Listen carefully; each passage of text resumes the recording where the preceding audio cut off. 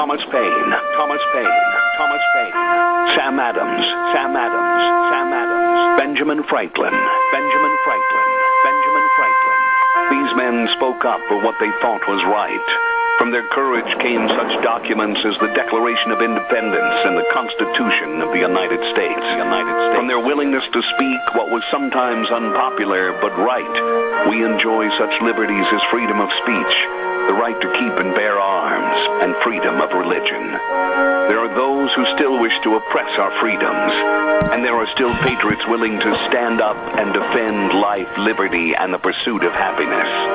Men like Zeb Bell, who honor our founding fathers and what they stood for. It's now time for Zeb at the ranch, speaking up and defending your freedoms. Brought to you by Magic Valley Les Schwab Tire Centers and all of the other great advertisers on the program. And now, Zeb Bell. And these words are really true. Life is really about the journey, not the destination. Find joy in your journey and happiness in each new experience. There you go.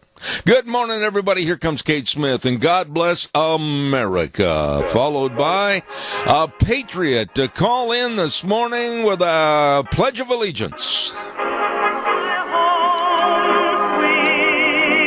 And a good morning to you. My, what a good-looking day outside. Zeb at the Ranch, I'm Zeb Bell, of course, with our major sponsor, your Magic Valley Les Schwab Tire Centers. All 7 locations serving you with a big fall tire sale going on right now at all 7 locations. Don't forget, too, some of our great advertisers like Burley Physical Therapy and Rehabilitation at 1263 Bennett Avenue, Suite 2 in Burley, helping you get back to being you. Right now, let's go to the phone line and have our Pledge of Allegiance. Good morning. Good morning. I pledge allegiance to the flag of the United States of America and to the republic for which it stands, one nation, under God, indivisible, with liberty and justice for all. Jerry, thank you, and God's blessing. Happy birthday to you. Happy birthday to you. I hope you have a great one today, young kid. Oh, Jerry, thank you, my dear friend for many years. God bless you, sir. Thank you. Well, I thought we better start you off right. You did. You made my day, Jerry. God bless you, man. Thanks. You bet. You have a wonderful day. May the Lord bless you and all them young kids out there listening to you this morning. Oh, I appreciate it. Thank you very much, Jerry. Oh, that was nice. Yeah, as you have probably figured out, today's my birthday. I am now really a card-carrying member in the Old Timers Club. Anyway, K&R Rental brings you the weather right now at 256 South, 600 west of Heyburn, right there on the Burley-Paul Highway. The number to call is 678-3122. Boy, I tell you what, you better till those gardens up. They've got all the tillers, and there's still time to put in the sprinklers, too. Don't forget. And they've got all the excavators over there for you. They've got everything at K&R Rental, Roger and the crew, for both long and short-term rentals. So get a hold of them today. K&R Rental, number to call, 678-3122. And right now, here's Gina with the weather.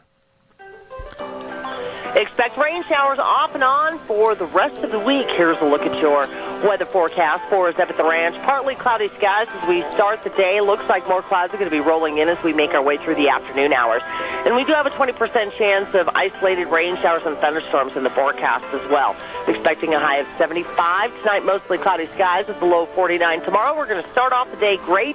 Mostly sunny skies with a high of 68. However, for tomorrow night, 50% chance of showers in the forecast. Mostly cloudy skies, expecting a low of 46. By Thursday, showers are likely, mostly in the afternoon, mostly cloudy skies. We are expecting a high of 62, and winds will be picking up by Thursday as well. Gusts as high as 22 miles an hour.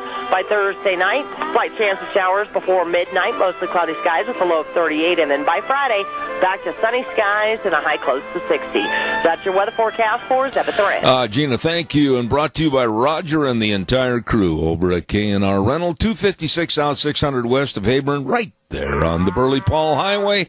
Don't forget, they've got everything you need right there at K&R Rental, 678-3122. Caller, I'll be right there. Stand by. Don't forget, too, Burley Livestock Sale Yard is going to have a big sale on Thursday at 10 o'clock. 1100 Occidental Avenue in Burley. Number to call for cattle consignments and sale information, 678-9411. Merv May, Cade Rogge, and Lance Udy serving you at the sale that works for you. The Burley Livestock Sale Yard, sale Thursday at 10 o'clock. Caller, good morning. You're on the air. Well, good morning, Mr. Bell, and happy birthday to you. Well, thank you, Donna. How are you? I am just peachy fine this morning, and how are you doing? Old. We won't go there. You're not that much older than Deanne, right? So we won't say how old. You know, it really bothered me when I started looking at the numbers, and I guess a person shouldn't look at the numbers because the numbers will make you run and hide someplace. Yeah, you know what, though? We have been blessed with the opportunity to be the ages we are. Absolutely. Some are not as fortunate. Absolutely. We need to thank the good Lord up above for everyone we get. Yep, and I couldn't agree more. Thank you very, very much. Now, I know that this message comes from you as a single entity this morning because little sleepy Tom boy is still sleeping. No, actually, he's awake. He's out feeding the cows. Well, for heaven's sakes, miracles will never cease. God's blessings to you and George, and thank you so much. You betcha. Have a great day. I will. Thanks, Donna. That was nice. Thank you. Really, some dear friends right there. All right. Hey, before I take the next call, I want to remind everybody about Daryl's Cleaners. Woo-hoo.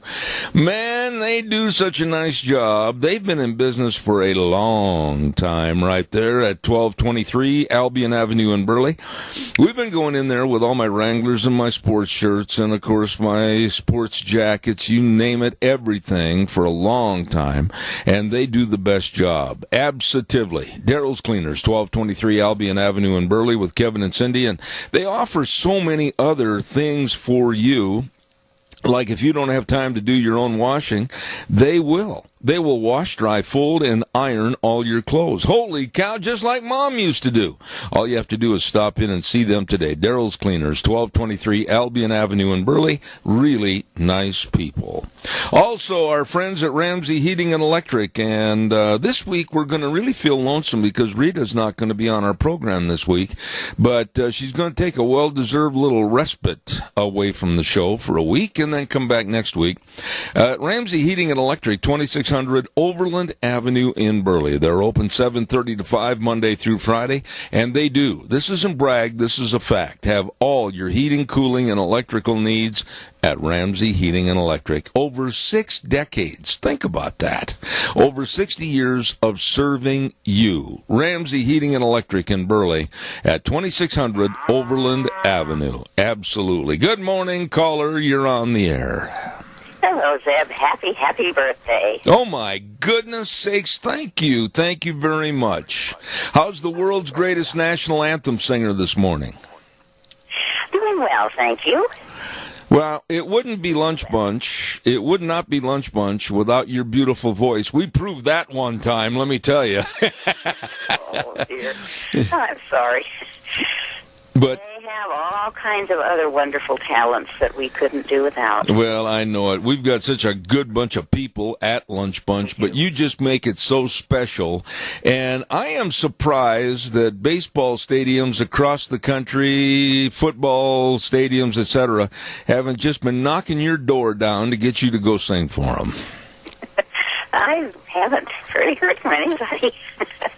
Well, I'll tell you what, I know some people that are at various ballparks, and I'm going to give them your name and tell them this. I'm going to tell them to hire you, pay you a fee, pay your plane fare, and put you up at the fanciest hotels because you'll do the best doggone job of anybody. Oh, bless your heart. I have just one conflict that may mess up if your Lunch Bunch is on the 18th. Nope, it's not. I'm helping with... Oh, it isn't? Nope, it's going to be on the 25th.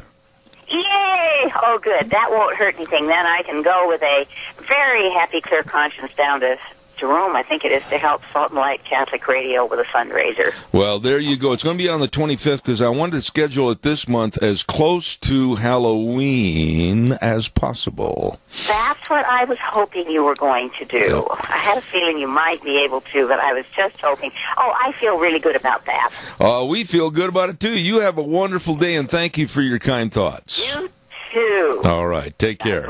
She can sing, and that you know what? Honestly, there's so much talent that we never hear on a national scale, and some of the people that sing the national anthem at baseball games, football games, basketball games, to be very blunt, they shouldn't be handed a microphone. And Linda Croft absolutely just puts the song out the way it was intended to be sung and heard. What a great job. Denny's Restaurant, 611 North Overland in Burley. Oh, do they do a great job. My. Breakfast, lunch, and dinner, anytime, all the time. You stop in, you're hungry, they'll help. Absolutely. Look at the menu choices. Wow. I mean, they got so many good things on there. I'm drooling already. And they've got another location at 291 Pole Line Road in Twin Falls. Nice people serving you, Thomas and the crew. And it is the home of Zeb's Lunch Bunch, Denny's Restaurant. Yes, sirree, Bob. America's Diner. Great food. Really nice people. You stop into Denny's today. Calls are welcome and appreciated. 436-2244, 1-866-927-4587. Holy cow, I forgot to turn my cell phone off. There, I got that off. I want to ask you a question this morning. Would you want to be associated with the Democratic Party? Now think about this just for a minute. We're not running anybody down. We're just asking a question this morning. Would you want to be associated with the Democratic Party? Protesting and assaulting people, condemning people, running people into the ground, ruining their lives. Would you want to be associated with the Democratic Party? Right now, the Democrats are at the lowest point, I think, their party has ever seen and or promoted. I don't think they have a platform of goodness, growth, and prosperity. They only have a platform of hate, go get 'em, and hate some more. And it's really, really bothering me that the accusations and the denigrations and the violence, I go back to this question. And if somebody is a Democrat and wants to call in on this, I'll be respectful and listen to your viewpoint. Why would you want to be associated right now with the Democratic Party? Call me on that. 436-2244, 1-866-927-4587. I would really appreciate hearing from you. And while I'm waiting for your call that I know is coming in, don't forget to Burley Physical Therapy and Rehabilitation at 1263 Bennett Avenue, Suite 2 in Burley. Hello, Nick and the crew, all the great physical therapists at Burley Physical Therapy and Rehab. Absolutely the finest of people that know their business, know the exercises, and know how to help you get back to being you. Absolutely. Whether it's an injury or a surgery you're recovering from, or like the younger folks that hurt in sports, whatever, they can and they will help you. Burley Physical Therapy and Rehabilitation, 1263 Bennett Avenue, Suite 2 in Burley. And the number to call is 678-1191. All right, your turn. Come on, give me a call. 436-2244, 1-866-927-4587. Some of the hatred, I'll give you an example here this morning. A Georgetown professor by the name of C. Christine Fair. Now, she hates old, white, entitled men. Yeah. So I guess I fall into that category. And here's what she said. She tweeted this over the weekend, that entitled white men, and I'm not quite sure how they define entitled, if we worked hard all of our lives to attain a certain job position or to attain a certain wealth or career goal, are we falling underneath that headline of hers that says entitled white men? Well, she tweeted this over the weekend. Listen to this vile statement. Entitled white men should have their corpses castrated and then fed to pigs. Listen to that. This is a professor at Georgetown University.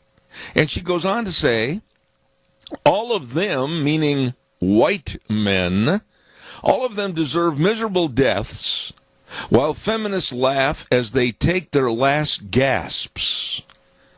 Bonus, we castrate their corpses and feed them to swine.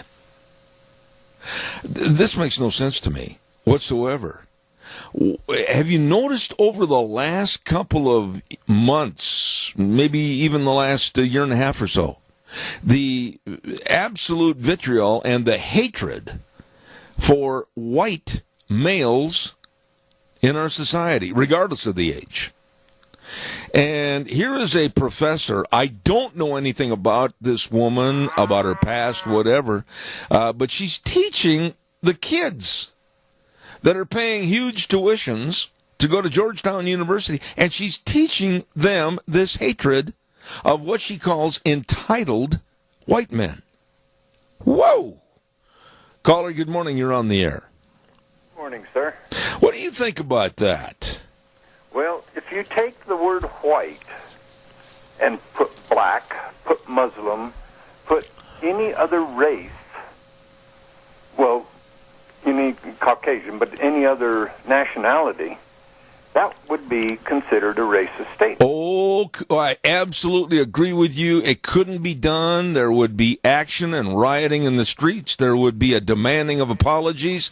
There would be a head of the governance board of Georgetown going after this person and firing her. You are spot on.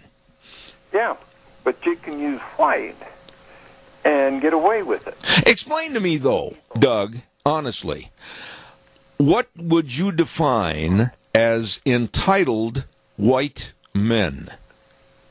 Let's see, Joe Biden, Kennedy's. Okay, but why? Why would you put that in that category? Entitled white men. What is there? And they hate people that have been successful. I was listening to a person last night on television. She was on Tucker Carlson, and she was trying to make a miserable attempt to explain all this. And basically, white entitlement, they say, is a person that is in control of like a business, the board of directors, etc. They hate that, and they think all the white men should be taken off those boards, and there should be complete diversity by just appointing people because of color or ethnicity, which is absolutely brainless and clueless as to what reality is. And what is an entitled white man? Am I entitled because I've worked hard all my life? I have my own business, my own company? Apparently so. Apparently they don't have enough ambition to get off their couch and quit eating bonbons and watching soap operas to make a life for themselves to be successful, so they blame other people for doing the same thing. And they just pick on the white because they know they can get away with it. There's a lot of them. I think you're on to something there with your explanation, because this started, if you'll remember, back in the Obama administration, where there was an animus against anybody that had been successful. And during the Obama administration, remember, they came out and Obama himself said that you didn't create that company. You didn't make that business successful. You had all kinds of help from the government and everything else. Well, I'll tell you what right now, Doug, I don't know about your business, but I'll guarantee you the government and others did not come into old Zeber's house and help him build and expand and grow my business. They didn't me either. They didn't any successful business. Well, except one, maybe that guy in California making those electric cars that only sell about 100 of them a year, but Yeah. still Yeah. Gets all kinds of tax breaks from the government for making an electric car. But if you're 100% right in your statement that if a black or a Mexican or name it, Muslim, etc., would make a statement like that, there would be no backlash whatsoever because they'd be afraid to. Yeah, but if you put their name in the place of the white, yep, you'd be unleashing a bigger fury than has been unleashed on Judge Kavanaugh. Well, I just don't understand how and why there is this hatred in this country from whites. Well, you've seen it with some of the people on the news. Look at Joy Behar on The View. That woman that has the IQ of a bicycle spoke absolutely came out in condemnation of white men a couple of weeks ago on the program. What is this with a slam and a slap in the face to white men? I don't understand. I don't either. It's a sad day when they're getting for the political correctness and the attack on a human for his skin color. Yeah. That's what the definition of racist is. If you attack somebody on their skin color, then you are a racist. And they are a racist. They try to say they're for women. Look what they've done to that Dr. Ford. Yeah. And if they say, and look what they're doing to the gal that's accused Keith Ellison of the same thing. Now there is a case, I don't mean to interrupt you, but there is a case that absolutely is pathetic.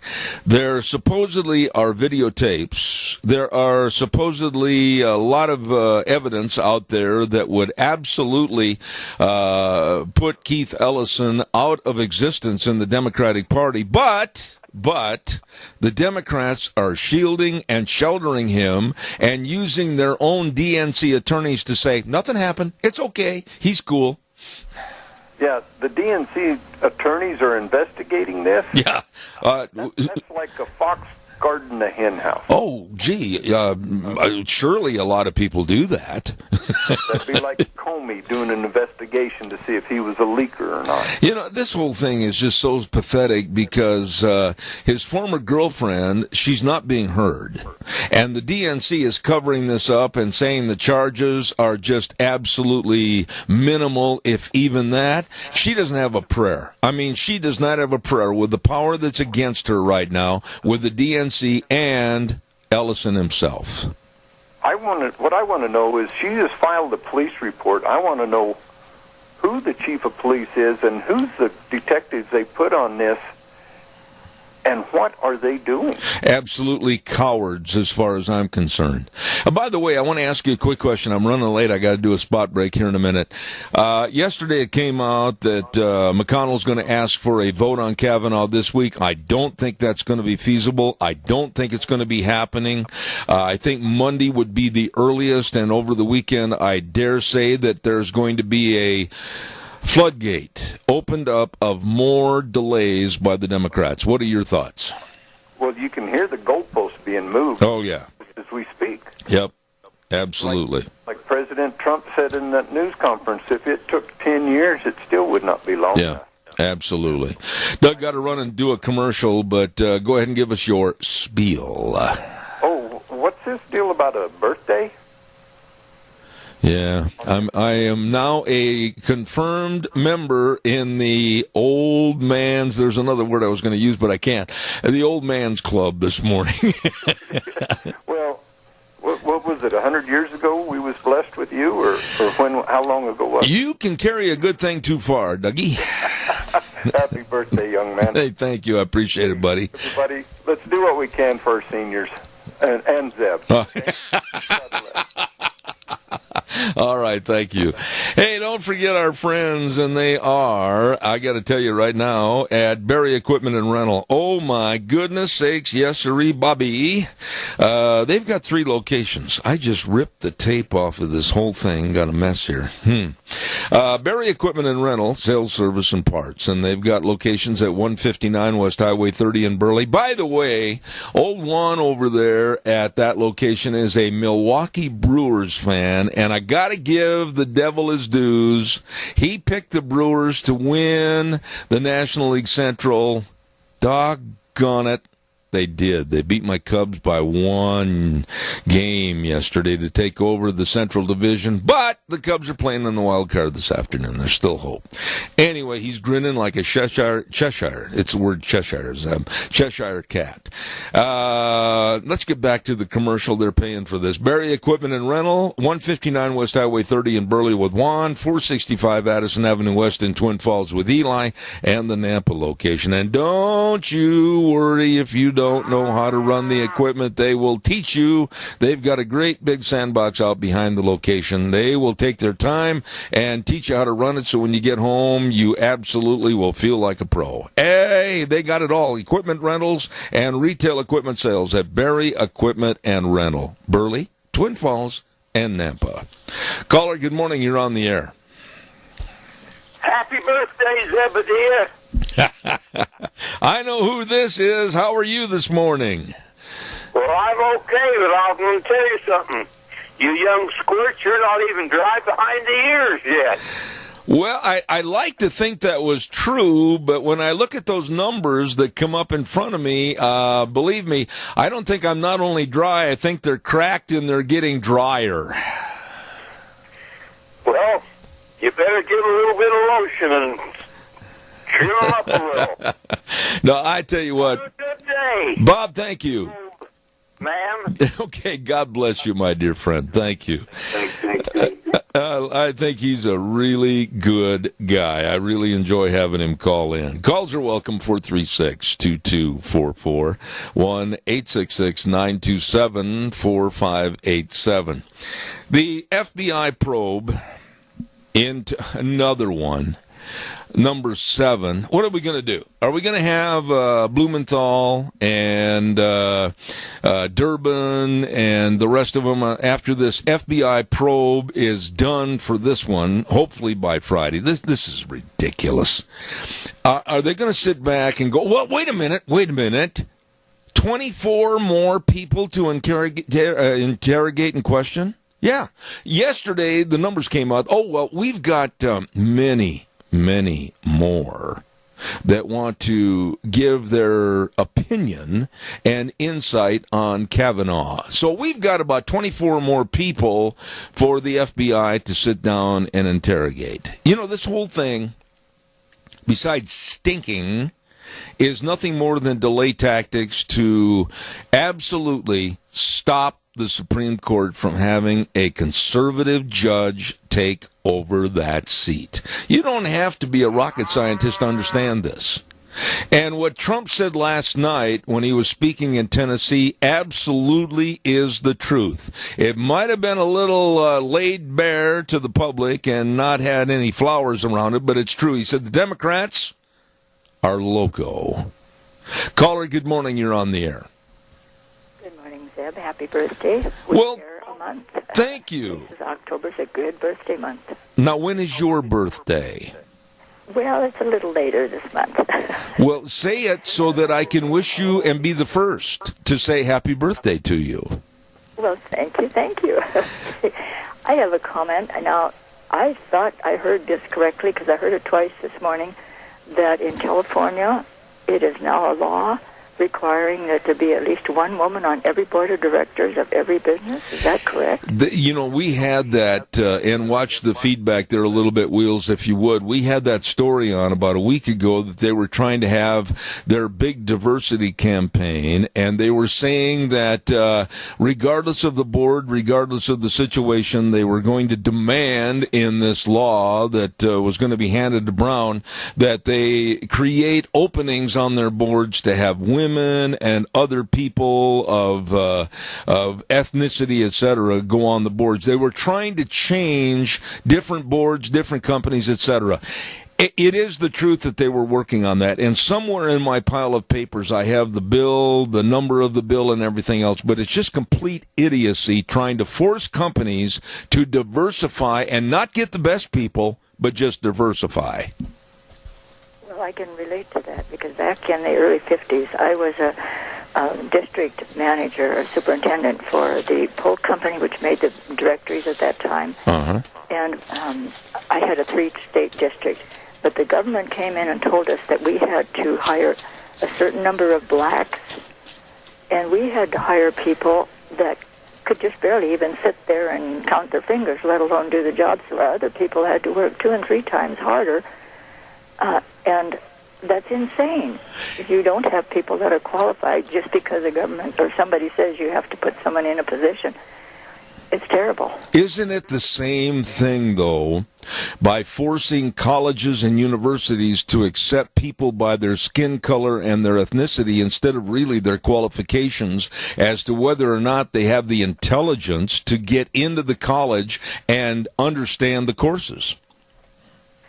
Absolutely. And besides that, not everyone should go to college anyway. There are many more other jobs that are needed, positions out there that we do not need college. And besides, they're going free. I mean, that's the even worse part of it. Besides that, the prices got so high now that the average student that should go to college can't afford it, and yet the illegals and others go free. Yeah.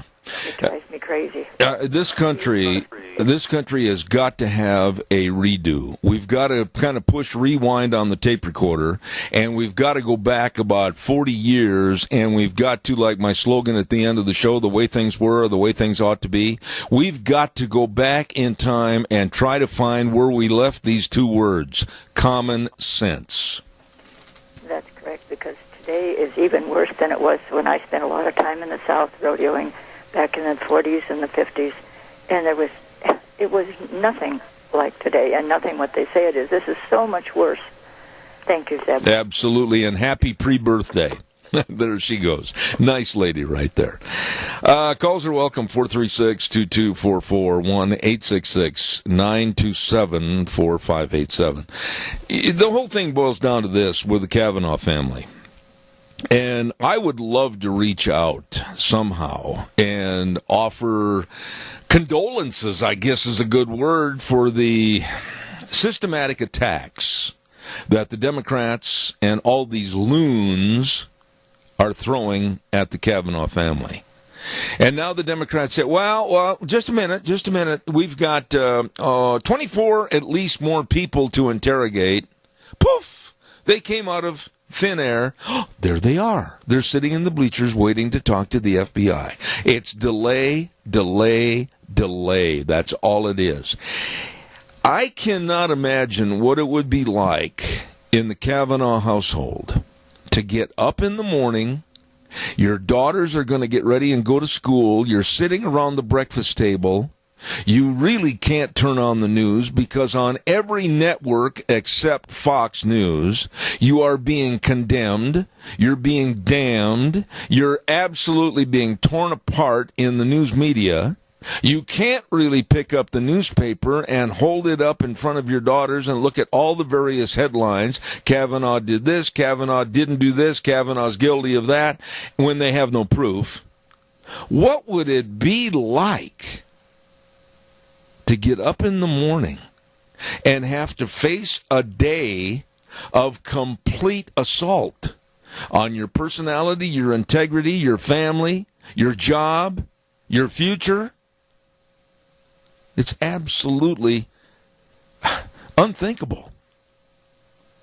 Calls welcome, 436-2244, 1-866-927-4587. And then, I got to add this as a side note, and then those absolutely Looney Tune senators, whether it was Feinstein or whether it was Blumenthal or whether it was Booker or whether it was Harris, condemning Kavanaugh for getting a little upset when he was making his rebuttal the other day in front of the Senate Judiciary Committee. He should have told them all off singly, one by one, that they were a bunch of dolts. I thought he held himself in check fairly well. Don't forget Minnecasia Hearts for Seniors. This is a great, great concept, and Holly Rowe is the person that you need to call. 208-312-5715. Wonderful lady, and if you're a senior and you want to stay at home, you call them for, maybe you need personal assistance with meal preparation, or maybe light housekeeping chores, or errands, or maybe companionship, or 24-hour care. You call them Minnecasia Hearts for Seniors at 135 East 23rd Drive in Burley. That number again, 312-5715, or contact Holly at heartsforseniors.net. Caller, good morning. You're on the air. Thank you. Yeah, I was watching football Saturday, and then somehow I managed to accidentally catch the first part of Saturday Night Live. And so, for a brief moment, I just wanted to see if they were, what they were going to do. Yeah. And the first thing they did was attack, Supreme Court nominee Kavanaugh and Trump. And then later on, they did an extremely vile parody of Lindsey Graham. Yep. And they were making fun of the fact that people have said he was secretly gay. I don't know. The other day he was a man, and he was as manly as any man I've seen. And I said to myself, thank God for Kavanaugh speaking up and Lindsey Graham, because it put everybody else in their place. But you see, anything justifies the means. And see, these people are so vile and filthy. And you say to yourself, I am so sick of fighting these sorry people. Randy, let me throw something at you here real quick. If the Democrats are so sanctimonious, why don't they start adopting some of the Christian principles that they used to have in their party years ago and start acting like Christians instead of acting like complete slovenly bums? The Christian ethic in this country is on the wane. And for those of us that are Christians, you can see it. And when the Democratic National Convention was going on and they decided that they were going to deride and make fun of Jesus and God and not be a part of anything spiritual, that told me a lot. I'm sure you felt the same way. Unbelievable. Let me tell you something. When we... Wheels, you've got to turn him up a little bit. Wheels, turn him up, please. Yeah, when we turn away from God, we don't know what the consequences might mean. And you think of the blasphemous things that they have done, making fun of it and making fun of Christ, and because they all act like it's so funny. They're so temporal. All they can think about is what's happening today and how they appear on in their sphere. Yeah. And what their attention that they're getting. They're so pitiful, weak. But you see, in some cases, they have a certain amount of influence and power. And when you talk about a leader, these people are so far from a leader that you say, where are we headed? Yeah. What kind of a country is this? What kind of people live here? Let me ask you a quick question. Randy, before I go to the weather.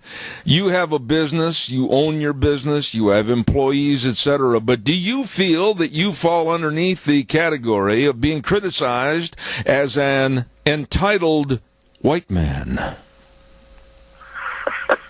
Let me tell you something.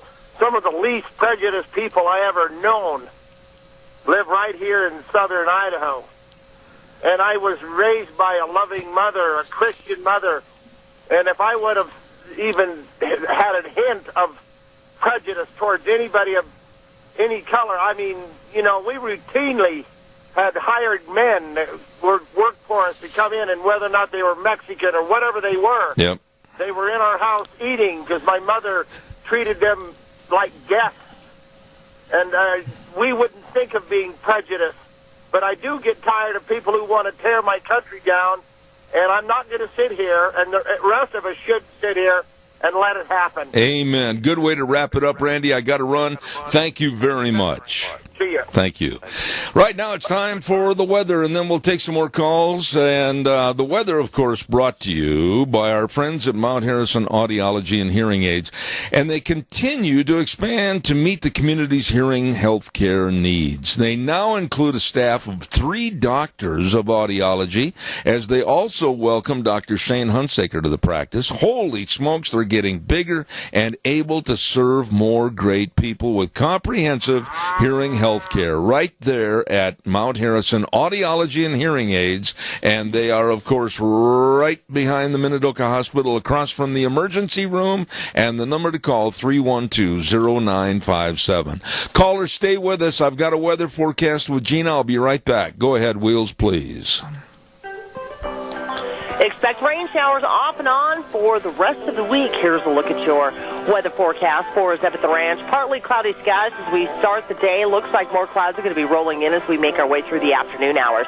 And we do have a 20% chance of isolated rain showers and thunderstorms in the forecast as well.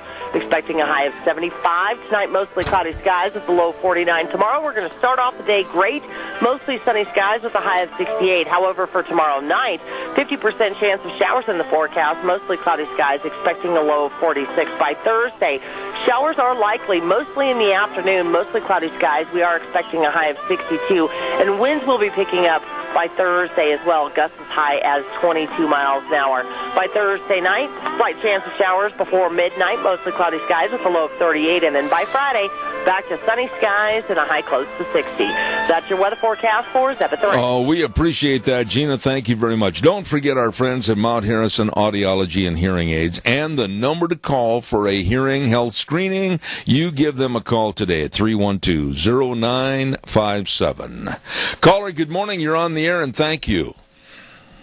Morning, Zeb. I answer your question. Am I an entitled white man? You bet I am. I'm entitled to everything I've worked for, entitled to nothing less and nothing more. I like that. Everything I wake up in the morning and put my boots on and look forward to the time I lay my head down at night. Thank the Lord that I made it. I'm entitled to it. You know something, Riley? I respect and I can associate with your remarks. I'm not going to back water for anybody. I'm not going to back up and apologize for what I have. I'm not going to sit there and feel remorse for what I've put together over all these years of working hard for my wife, my family, and myself. You're darn right. If I'm entitled to it. You betcha. I know a few people who feel they're entitled. And I ask them, for what? Something that your grandparents or your parents or your great-grandparents or somebody else did, you feel you're entitled to it just because of your name? Why don't you grow up and make a name of your own instead of trying to ride their coattails? There you go. Boy, I tell you what. It gets them really mad at me, but, hey, it's another day. No, I appreciate your thoughts, Riley. You hit the nail right on the head with a big hammer. Thank you this morning for your call. Well, you have a good one. All right, buddy. Thank you. Yeah, I guess that's a good way to look at it. I guess I am an entitled white man. I've worked hard for the entitlements that I have. I didn't get a silver spoon from anybody. I wasn't given this business or what I've achieved. Had to go out and work for it. Had to get up off the couch and go to work for it. Instead of the real entitled sitting there with their hand out saying, gimme, gimme, gimme, gimme. So those are the people that are the entitled, the gimme, gimme, gimmes.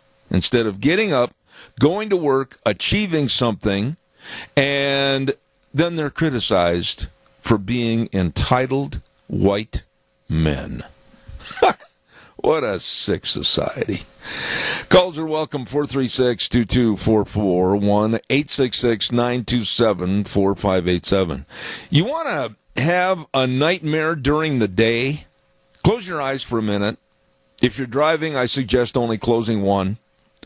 But think about this. Imagine the United States of America with the president being... Oh, now, hold on to the wheel tight if you're driving. Don't start shaking. The president being Elizabeth Warren. Halloween came early. Holy cow. Elizabeth Warren is our president. I mean, my grandmother, she always, when she was upset about something, she'd always go, ay, ay, ay, ay, ay. Yeah.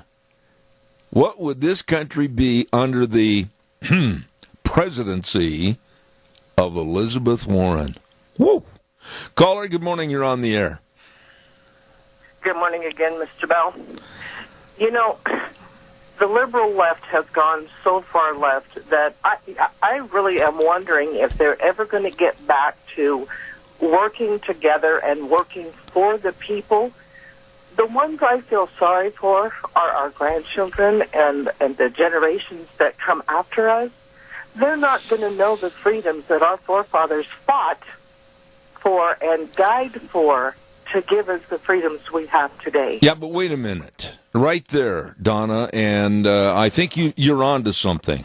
But you know whose fault it is that it will be passed on to, whether it's our children or our grandchildren? It's our fault. We should be so outraged right now, and we should be grabbing pitchforks and walking down Pennsylvania Avenue. These people are walking on us, and they need to be corrected with a personality adjustment, and it's our fault if it continues to the next generations.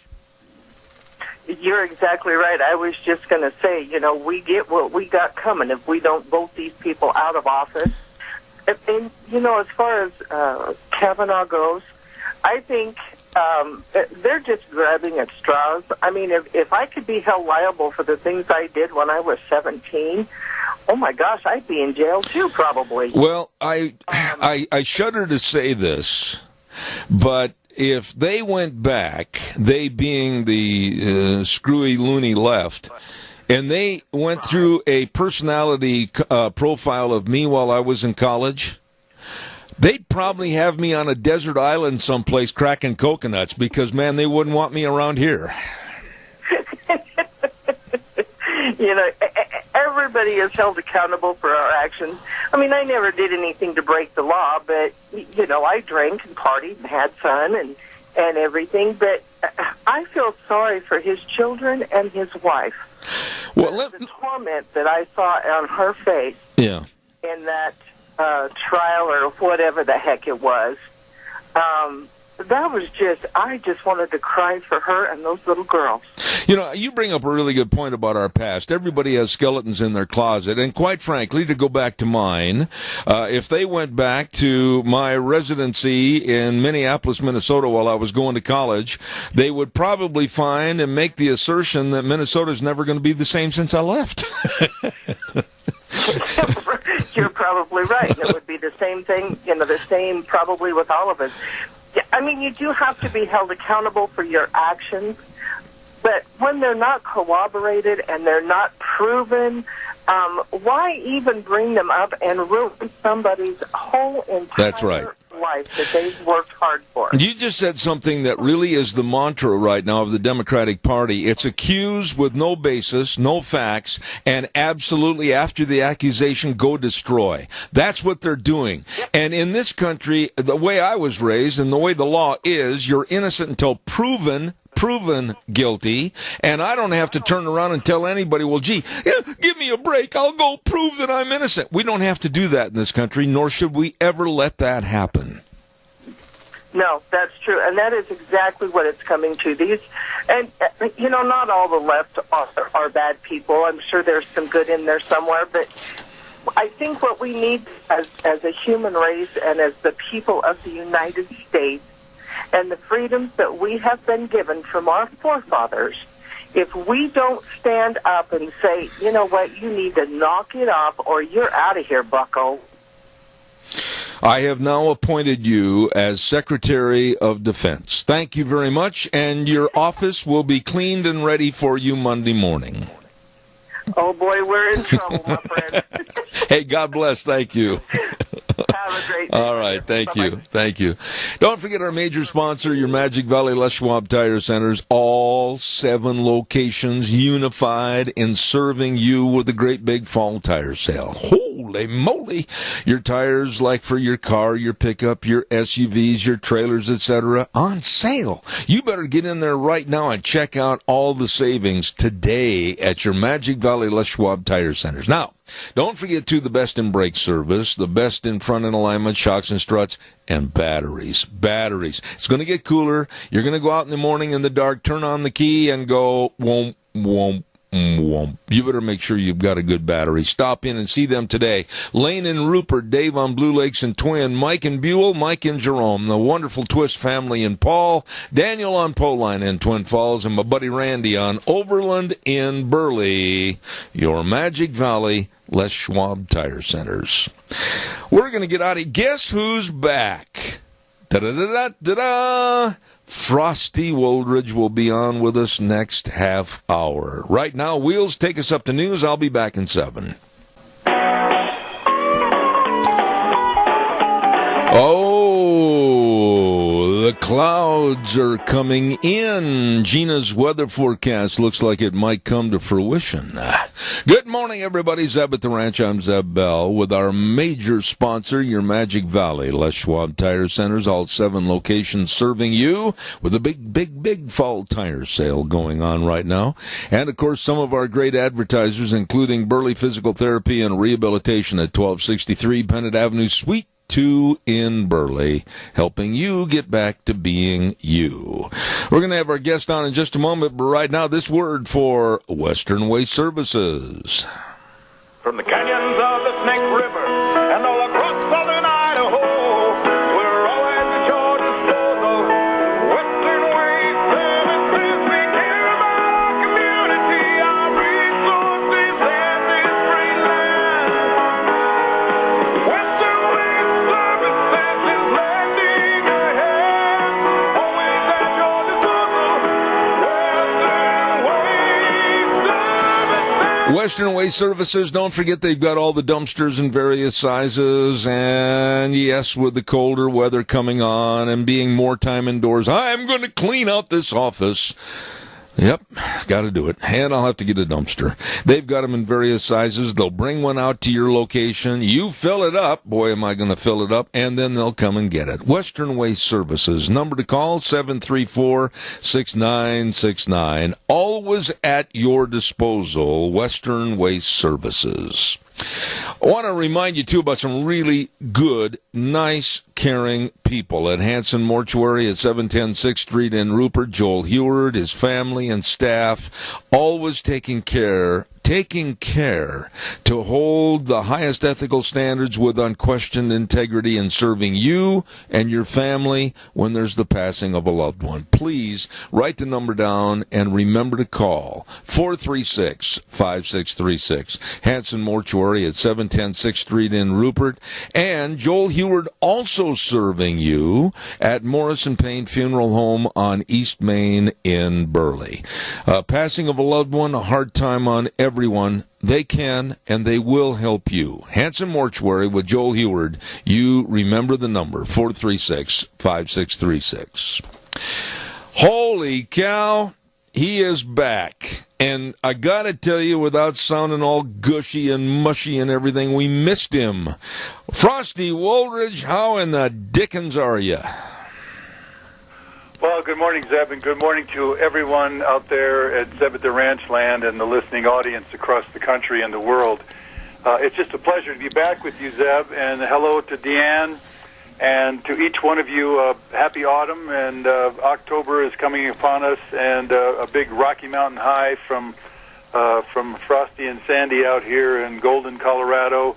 And yes, it was a great summer. It was an incredible summer. It was incredible to see you and Deanne just for an evening visit, and it was just a special. So, yeah, back in the saddle, working hard, trying to figure out all the insanity that's going on in Washington, D.C., which is not anything you can figure out, but hopefully we can bring and shed new light on it. So, Zeb, it's just a pleasure to be back, my dear friend.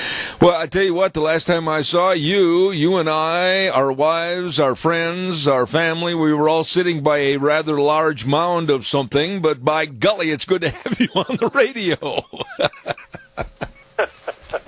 Yes. I love to see you guys roping, and that was Sandy just loved the roping and the time we spent and the horses, and it was great. It was just a lovely time, and so thank you so much. Well, Frosty, I got to start things off this morning. There's so much, and if we go a little longer in time, that's okay. But I'm sure we need to start off with this story. Do you feel that you are an entitled white man? This whole thing about white privilege, truly, I wrote a piece on it before, I think it was last May, and that piece had to do with racial priorities. Yeah. And when I did the piece and did the research on it, in this country, the racial privilege is absolutely from that piece. It was called "You'd Be a Racist If," and many of you probably read it at newswithviews.com. Yep. And in this country, there's so much racial bias toward the African Americans in this country. You have black colleges, black college funds. You got Miss Black America. You've got BET, which is Black Entertainment Television. You've got the predominance of the Black Caucus, and I just go right on down the line. You've got quotas. You've got affirmative action. Everything has been slanted toward giving the black person, the African American, the Negro in this country, every kind of opportunity, free college educations. You notice that all of the football teams and all of the basketball teams are virtually 90% black. You see blacks are taking over in the television and commercials. You see literally unbelievable black presence on the TV advertisements, on the programs. You look at the different, like The View, or you look at all these different guests. So there's really not too much black privilege in this country from my research. And in fact, white people are funding more and taxes being paid more for all of the minorities in this country on so many different levels. Whomever thought up white privilege would be in a terrible error. It's totally a myth from my own research on that, and I'm sure that many of you out there in the listening audience could bring even more of what's really going on in this country, but it certainly isn't white privilege. Well, I'll tell you one thing. I know you. I've known you for years and years. You've worked hard for everything you've attained and achieved. I have also. And when I read the remark by Georgetown professor, listen to this, Georgetown professor Christine Fair, she said, quote, about entitled white men, she said, all of them deserve miserable deaths, while feminists laugh as they take their last gasps. Bonus, we castrate their corpses and feed them to pigs. You know, I read that. Of course, I get all this feed into my computer every day, and I do a lot of research on all of that. You know, I would love to see all those feminists try to go over to Saudi Arabia or Tajikistan. Yeah. In fact, in Tajikistan, just in this last summer, 5 cyclists were run down by Muslims and killed, and that just came in over the adventure cycling. And so here you have 5 cyclists just bicycling across Tajikistan, and why they were doing that, I have no idea. I never go into places where I'm going to be shot or killed and or all the other terrible things that are going on in Muslim countries, and yet these cyclists were just rolling down the road, pedaling down toward one of the cities, and they got mowed down by these terrorist Muslims. Absolutely. And so if of all of these, what would you call them, these idealistic college professors who do not get down in the trenches, don't fix the toilets, don't fix the electrical systems, don't plow the streets, don't do anything that has anything to do with making America work and fixing and all that goes with that. They're up there in their ivory towers and pontificating against all of us, or actually making this country work. And so there's no way that you can bring any sanity to them. But if they were out in the real world, if they were in the Muslim world, if they were living in Mexico, or if they were living in Africa, or if they're living in India, or if they're living in China, they would absolutely have to turn around their bias and their slant and their prejudice and get a real look at the world. A woman in the United States of America has more rights, more creative ability, more possibilities for jobs, more incredible freedoms than literally 80-90% of the rest of the world when you talk about the third world. So I would challenge this lady that she's absolutely off her rocker, that she has no foundation to make such a statement, because I know what else is going on in the world, so I can really bring her up short with some reality check. Absolutely. Frosty, for years, you and I have been on this segment on my program talking about the illegal aliens in the country, illegal immigration into the country, and multiculturalism, and the destruction of our value system in America that has made this country what it is. And this face of America is changing. The language of America is changing. The family values in America are changing because of the open door policy, or for that matter, open borders, you all come on in, who cares, attitude by our government. This has got to stop. I'm very, very concerned about what's happening to our country, our values, and anything with our Constitution. Well, you ought to be concerned. Again, the Caucasian American, the European American, or just you want to call us white people, will be in the minority by 2042, and Mexican, Latino, Hispanics will be in the new majority. But I guarantee you the Islamic Muslim contingent now boasting 7 million. I've heard, that officially it's around 3.5 million, but some are even boasting 7 million Muslims. Wait till you get to 20 million Muslims. And right now, across this country, 90 Muslims are running for public office. They are not messing around. Well, American citizens sit on their butts watching TV. And this is just one of my latest columns. Average male watches 4.1 hours of television every day, 7 days a week, and that totals to be 15 years of a man's life is spent behind the television set in this country. And so you're not doing too much if you're out there, the average American male, and the average female does about 3.5 hours every day. So we are essentially not only losing our country and our culture and our language, we are giving it away by our apathy and by our lack of involvement. And I think it was Aristotle who said that tolerance and apathy are the virtues of a dying society. And that's happening in Europe right now. You cannot speak out. I just got banned from Facebook by putting a fact on there. I put on the fact that Omar Ahmed of the CARE, Council on American Islamic Relations, he said that and I've quoted it on this show before, he said Islam is not going to be second to anybody. It's going to dominate America, and it should be the number one religion in the world, and we're coming for you. And that was a quote from that man. Yep. And I put that on Facebook just last week, and they banned me for 30 days. And so...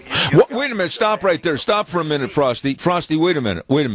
Why, in a free society, supposedly the United States of America, why could they ban you? I'd be ready to sue and get a lawyer and everything else for making and giving a direct quote, attribution to somebody that said it that absolutely means it. Why can they do that? Because they own Facebook. Mark Zuckerman, again, is a guy like a Justin Trudeau. is a guy like Macron over in France, certainly a Theresa May who just wants to keep pouring the Muslims into the United Kingdom, certainly Grunland, who started the Muslims pouring into Norway, and now Norway is becoming absolutely total chaos. And, of course, you all know that Sweden, that brought in, and they've got something like 300,000, 400,000 Muslims. They've lost entire cities like Malmö. It just gets torched every day. They burn the cars. They ransack the schools. They're all on welfare. They simply cannot contribute and will not contribute to those societies. And so now Sweden is the rape capital of Europe, and it's Muslims doing this pious religion that is absolutely on the march. And so you're seeing all of this happen, and you can't say a thing. In fact, one lady in Sweden just a couple of months ago put on her Facebook page that Muslims were lowering the IQ of Sweden and causing so much violence. She got tried, found guilty, and she's now sent to prison.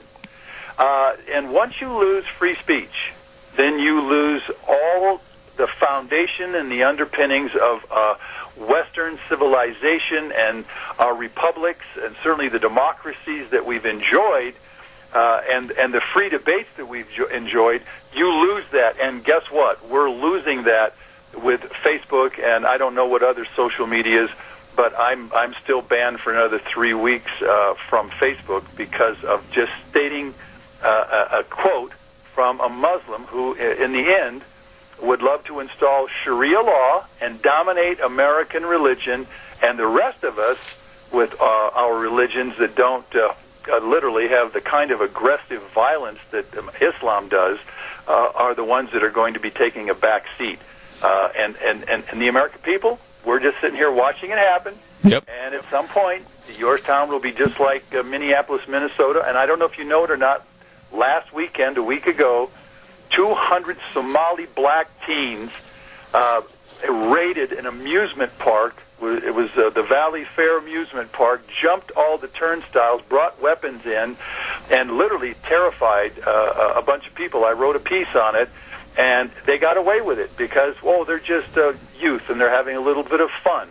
Well, those kinds of renegade savages are going to continue to have their fun, and they're going to do the same things they're doing to Sweden and Norway and all of Europe right now. And we are the victims because we sat around and watched it happen. You know, I think at this juncture it would be worthwhile if I read exactly the account, an eyewitness account of what happened at this amusement park in Shakopee, Minnesota. I'm going to read that one little paragraph.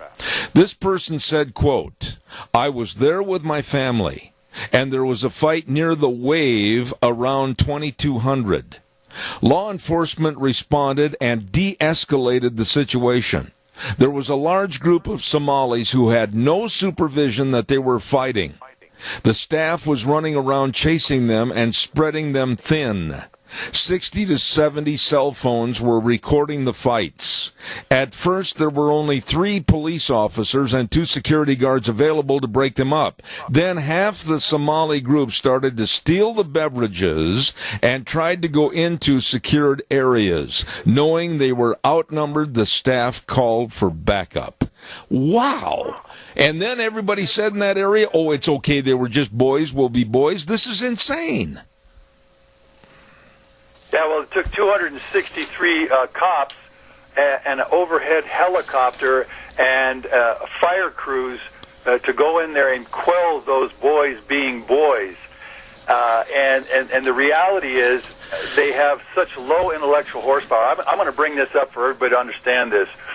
The American public actually has 100 IQ, which is a very substantial IQ. China has 105 IQ. You can look it up on countries and IQ, but look up for Somalia.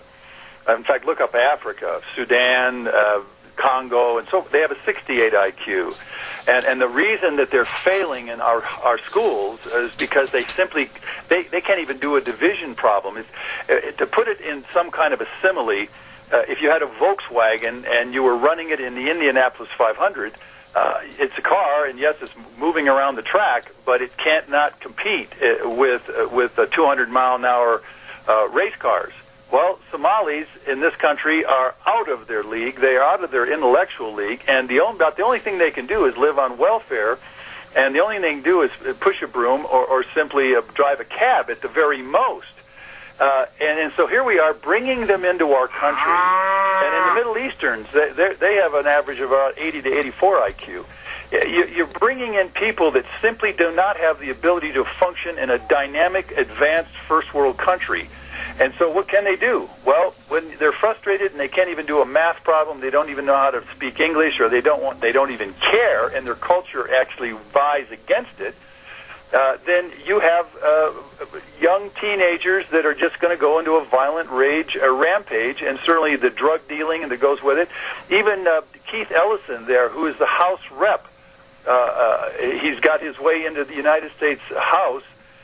He has been beating up his girlfriend for months or years or whatever it's been, and this is all being hidden by the Minneapolis Star Tribune, and so we're really going to pay for this, because, as I said, we got Muslims running for 90 different public offices, senators of the U.S. Congress, and even governor of Michigan. And the further they get into our systems, the more they're going to move towards Sharia law. And it's already being practiced de facto in places like Detroit. Again, as I said before, it's been absolutely documented by Ed O'Callahan of DHS. We now have between 23 and 27 honor killings every year in the United States of America. We have over 3,000 arranged marriages of little girls to old men. And we certainly have female genital mutilation of over 500,000 cases. Wow. It's assault and battery on a young girl, and yet this is going on. So if you keep sitting there doing nothing, and you keep voting the 2 senators and House reps back into office that are doing nothing to stop that, then we are going to degrade into third world Islamic terror on an individual level that will, piece by piece and day by day, become worse and worse, and then still worse than that. Absolutely. Frosty, we've got a caller waiting on the line with a question or comment. Go ahead, caller, please. You're on the air. Quickly. Well, you think about it, the Midwest, the heartland, the manufacturing, power of our country is being destroyed because of, I guess, you look at Minnesota and you say, what in the hell are you people doing?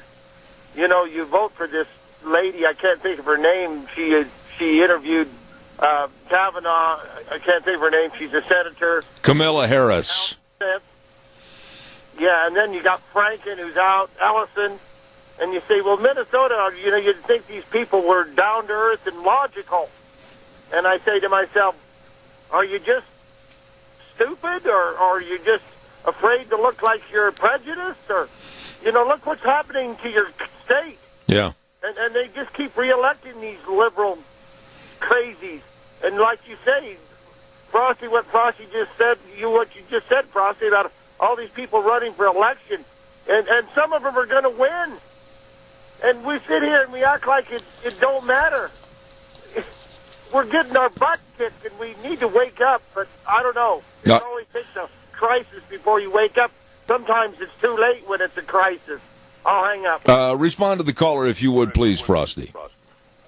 Well, his frustrations and enunciating exactly what's happening to us.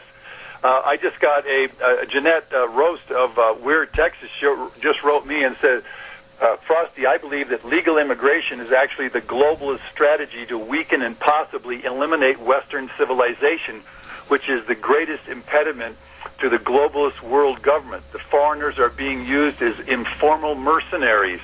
We are weakened by having our assets seized to support many of these people, of course, with all of the free services that we give them, whether it's free breakfasts and lunches, K through 12.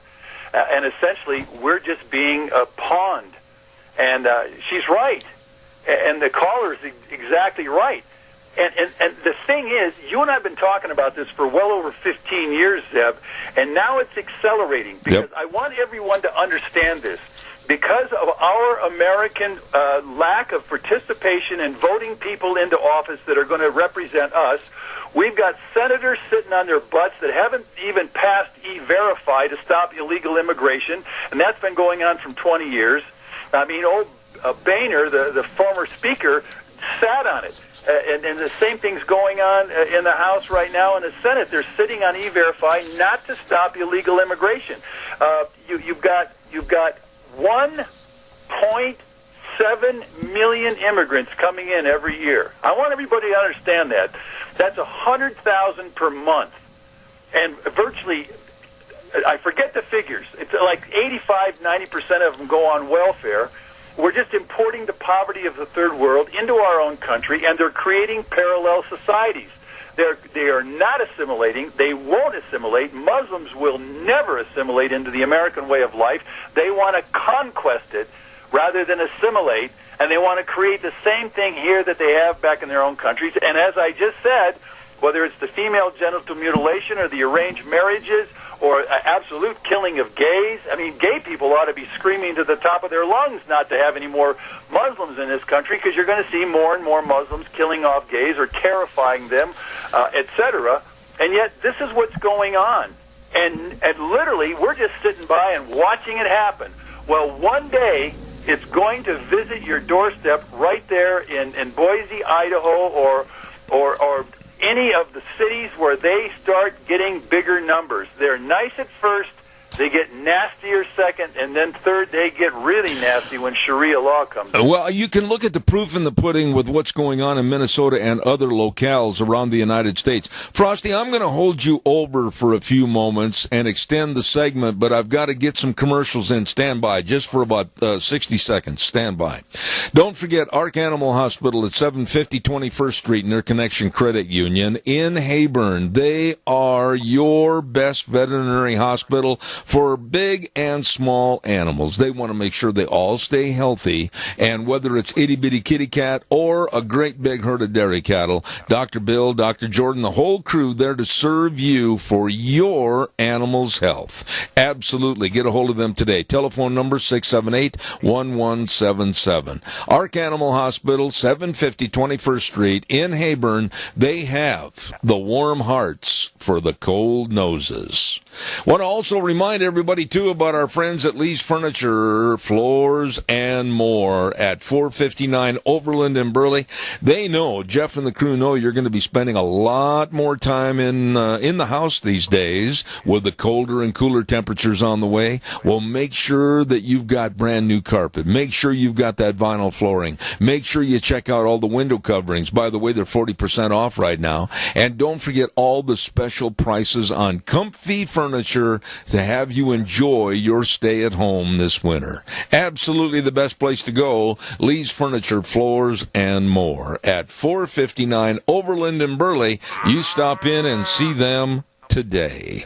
We have a caller with a question. Go ahead, caller. You're on the air. Thank you. Yes. I've always thought that if there was another civil war that broke out here in the United States, it wouldn't necessarily be American citizen against American citizen per se, but the intruders, the illegals, the people who are here uninvited, the ones that are coming here, refugees coming here trying to change our country to meet their needs instead of them changing to meet our needs.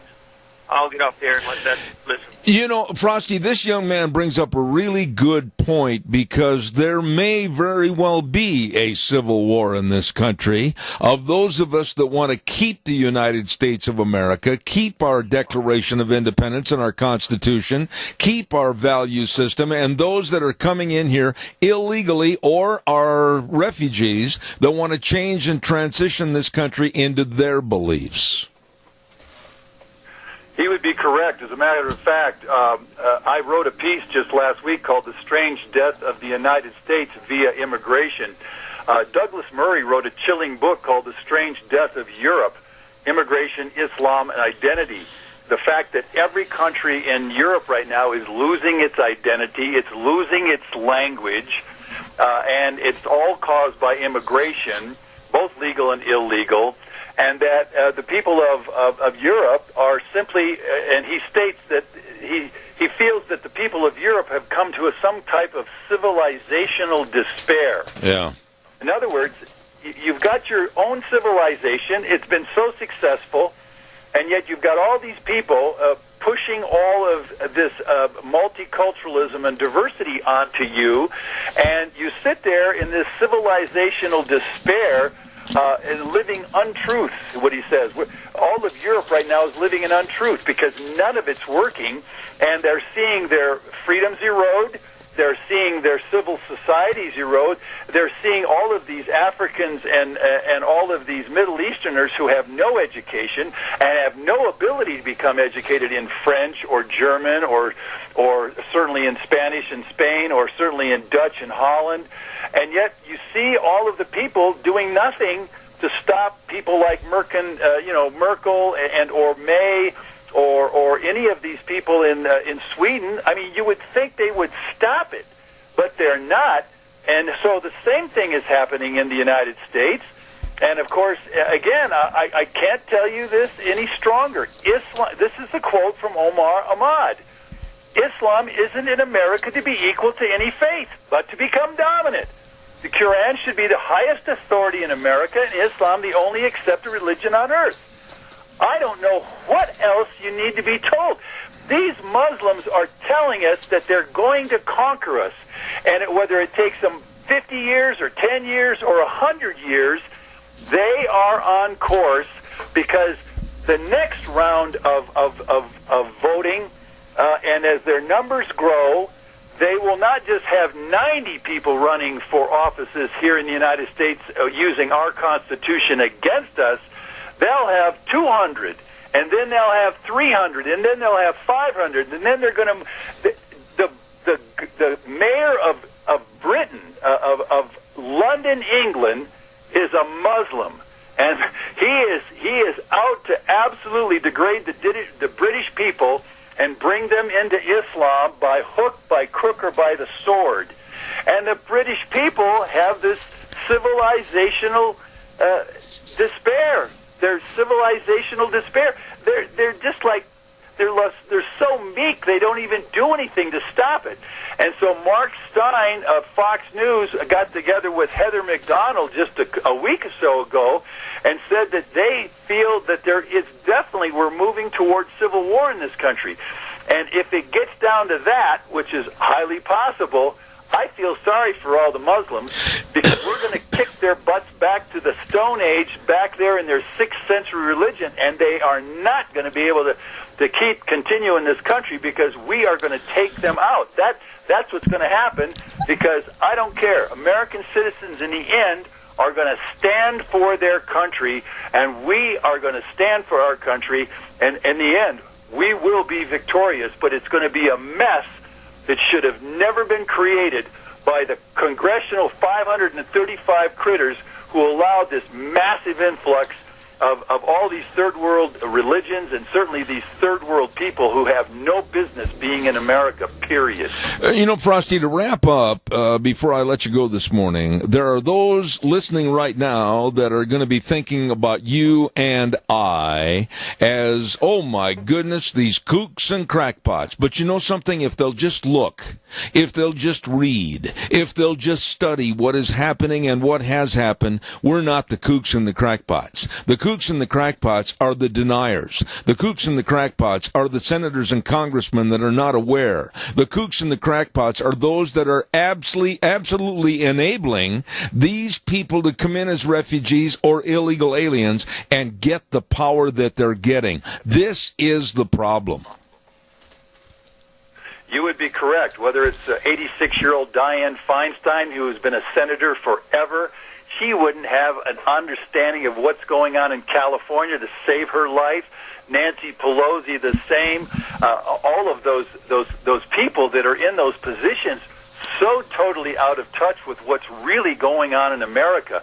And, of course, they're in denial of 200 Somali teenagers ransacking that Valley Fair amusement park. They're in total denial that 50 gays got killed in Fort Lauderdale, and then back up there in St. Cloud, these Muslims are stabbing people and running them over. In Garland, Texas, they're going to blow up an entire conference, and the list goes on. It continues, and then who of us is next?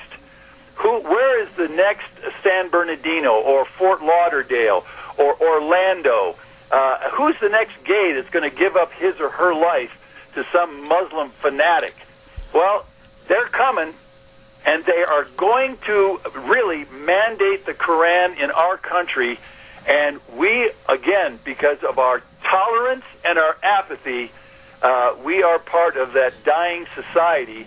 And yet I see Americans at some point are going to say enough of this. And just like the guy on that plane that went down in Pennsylvania, he said, let's roll. Well, every one of you Americans out there, I guarantee you this. I will be one of those guys that says, let's roll. This is our country.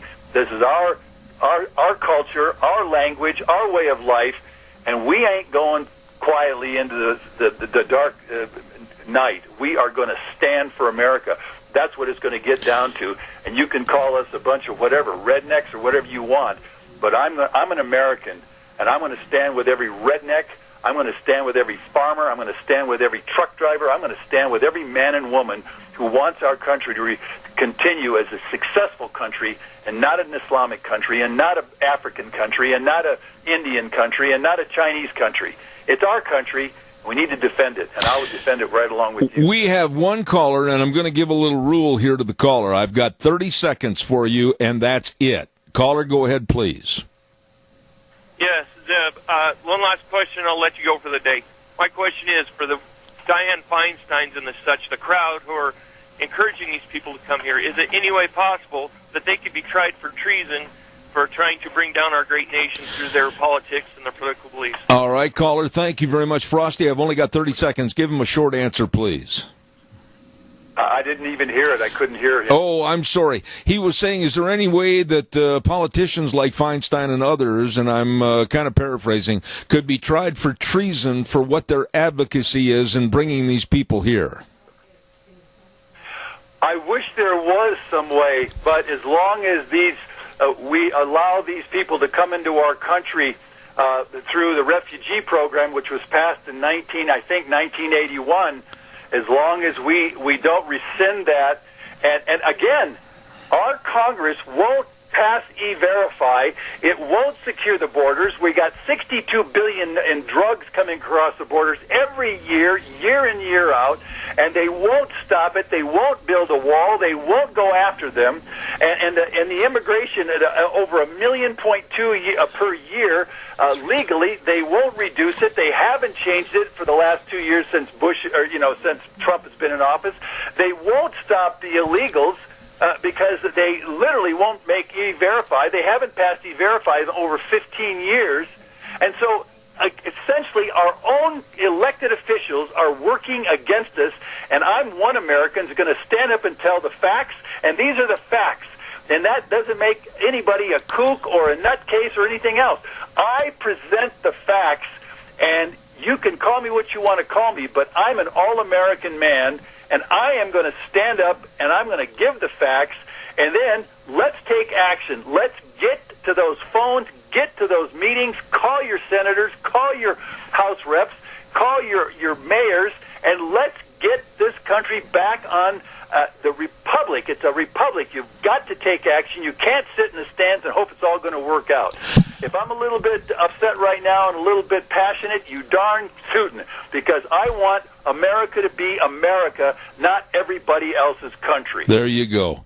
Wow, it's good to have you back, and I'm looking forward to more firepower next week on Tuesday. Frosty, my dear friend, God bless. Thank you for being on the show. Thank you, Zeb. Godspeed, my friend. Take care. Thank you so much. He's right. He's right. And I'm going to say this. I know that we'll be getting some hateful emails, possibly some hateful phone calls. Bring it on.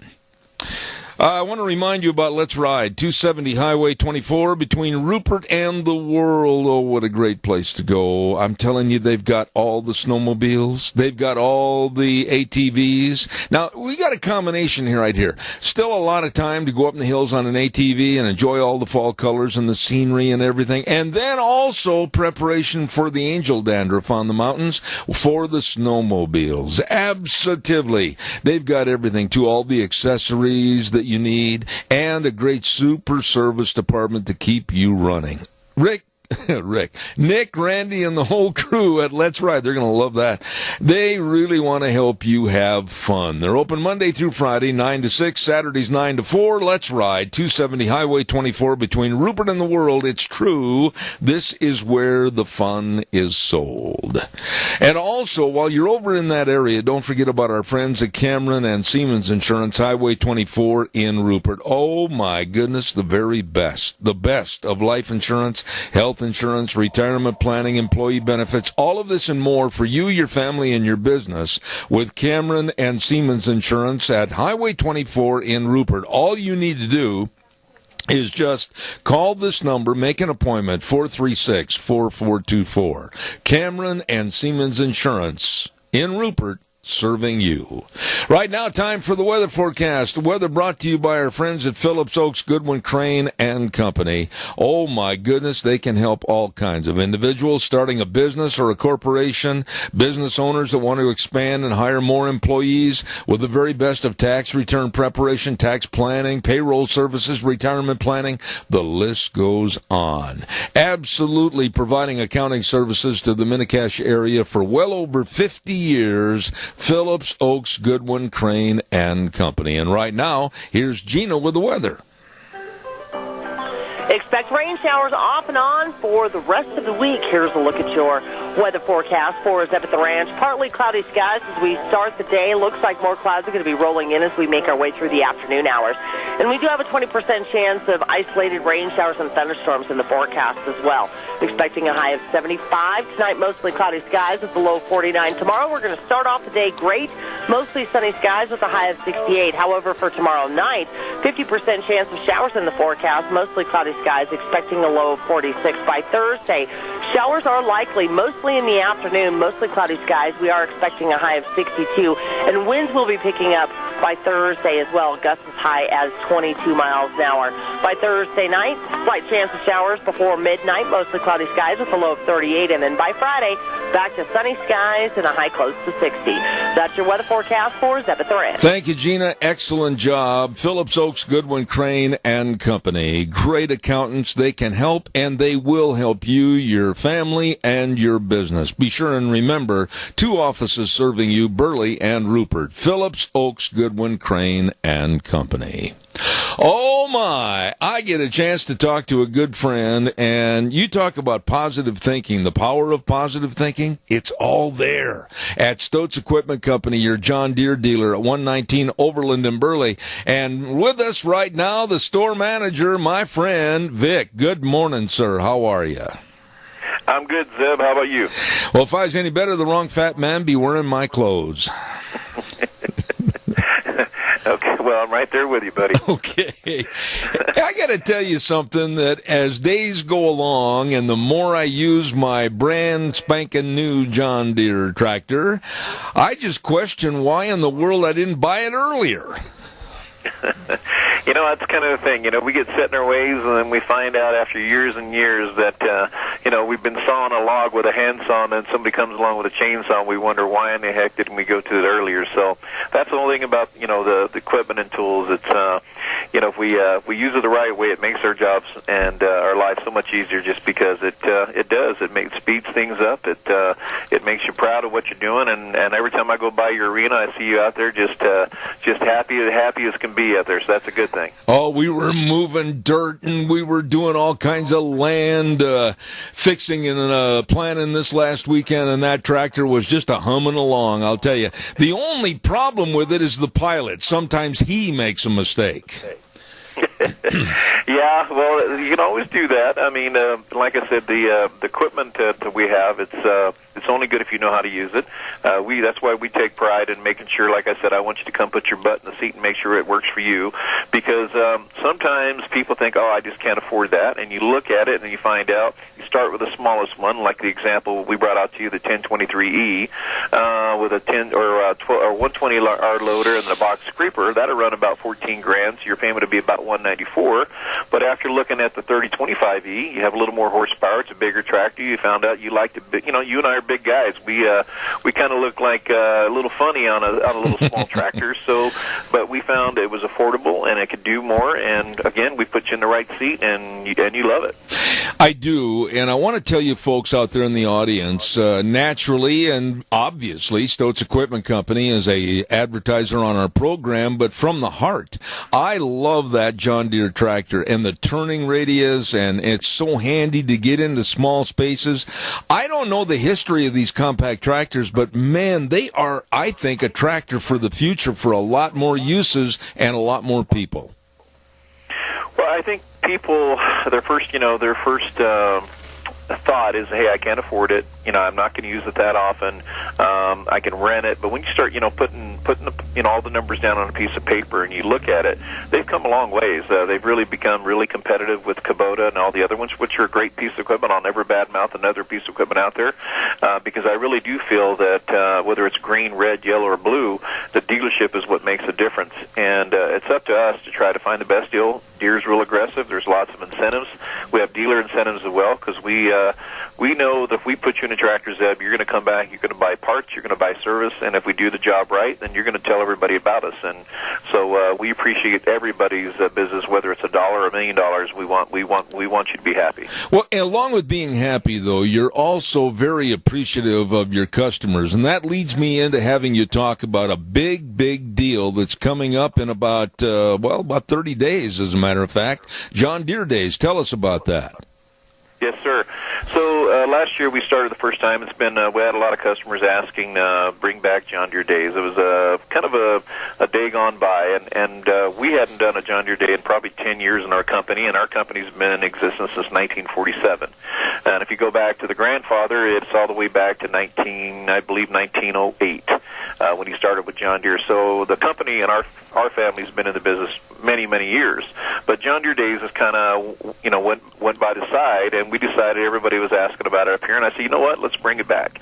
So we had a great event last year in November, and we invited all of our farmers, ranchers, and dairymen to the Rupert Elks, and we served them a ribeye dinner cooked by the Elks, and they do a great job over there. If you guys are ever looking for a great steak, I'm telling you, it's hard to pass by the Elks because they just do a really great job. Christine over there and Rick, they're just good people to work with, and they will accommodate you, and they'll make your life easier just by being there. But we're going to do it again in November, invite all of our customers and our farmers and ranchers, and they'll get a personal invite. And for the ones that just do retail, then we have John Deere Days right here at our store, and we'll pass the savings on to all of our community. Come in, we'll make sure we take care of you and give you the best deal possible. When you go into Stoats Equipment Company, I think people are going to be a little bit more than shocked as to the diversity and all the different things that are there in the store. Maybe you'd like to give us a highlight on that. Sure. So we want to add anything we do. I just want to say this, make it clear to everybody. We don't bring in junk. We want to make sure that everything we bring in is value. So we have the Traeger smokers, we have the Yeti coolers, we have toys and apparel. Everything will be on sale in November, and then also again at the Christmas time. And again, we don't celebrate Christmas until December. We're not like Walmart where we already get Christmas decorations. We want to make sure we get through the fall harvest and then Thanksgiving, and then after that, then it's Christmas. And I love Christmas, and then that's time for us to do our big Santa and Stoats toy drive. And so that's a great event too. But we offer things that we feel that will be value. We bring in shovels and rakes and wheelbarrows and anything we think a customer might need. We try to, I don't want to compete with our other suppliers here in our community because they're making a living on that. But if it's something that they don't carry or we feel that we can do a better job at it, we just want to make it convenient for everybody. And we also have what we call multi-use, or the old farm plan. And so you can buy it now and pay later. And there's so many different specials and incentives with farm plan to make it easy for you and your operation. I'll tell you what, every time I get you on the program, I feel like a football player in the locker room. Open the doors, coach. Let me go out and hit somebody. I'll tell you what, you really are positive and everything sounds great. Vic, anything else you want to leave us with before we end this morning? No, I just wanted to tell everybody again it's harvest season, and please be safe out there. I'm hearing lots of accidents all over our southern Idaho, and I want everybody to be safe and be productive and have a great harvest season. And just want to tell everybody loud and clear, thank you for your business, and our doors are open because you were here, and we appreciate it. There is a guy that I really enjoy. He does a great job, as does the rest of the staff at Stoats Equipment Company, your John Deere dealer at 119 Overland in Burley, and it's true, they do make your life easier. Vic, God bless. Have a wonderful day. Thank you so much. You too, Zeb. All right, take care. Great guy. Great people. I mean, wow, the folks over there are just really, really kind, generous, and very, very helpful. Thank you very much, Stoats Equipment Company. Well, he just walked in the door, and that means that coming up in the next half hour, we've got Dr. History coming on the program, so that'll be coming up at 10:06. Don't forget that. By the by, some really good friends of ours and yours, and if you haven't met them, well, maybe you need to remember this, because if you've got problems with the septic tank or sewer and sink drain lines, these are the people you need to get to know. Dino Septic Service, the best, and they've recently expanded their business and more ready with bigger and better service to serve you. Poor English, more ready. Well, they're more able to better serve you. Absolutely. Septic tanks pumped and septic tanks and drain fields installed, backhoe service, liquid waste removal, all of this and more. And by the way, if you've got any pumping to take care of, you better get on their list, because the ground's going to freeze pretty quick. Give them a call at 436-6526 or in Burley, 678-1638. Dino Septic Service, with that great big truck that says smells cargo on the way. Dino's Septic Service. All right, here's the game plan for the rest of this program. Coming up 10:06 will be Dr. History, always very interesting. And then at 10:30, we're going to be talking to, I think, one of the great personalities in radio. She's co-chair of the Red Wave America PAC and the Media Quality Project, Megan Barth. And she doesn't spare any words. She tells it like it is. She's going to be talking about Kavanaugh. She's going to be talking about Las Vegas and some other hot articles in the news. That's coming up in the next hour. Right now, we're going to turn it over to Wheels as he takes us up to CBS News. We'll be back in about 7 minutes.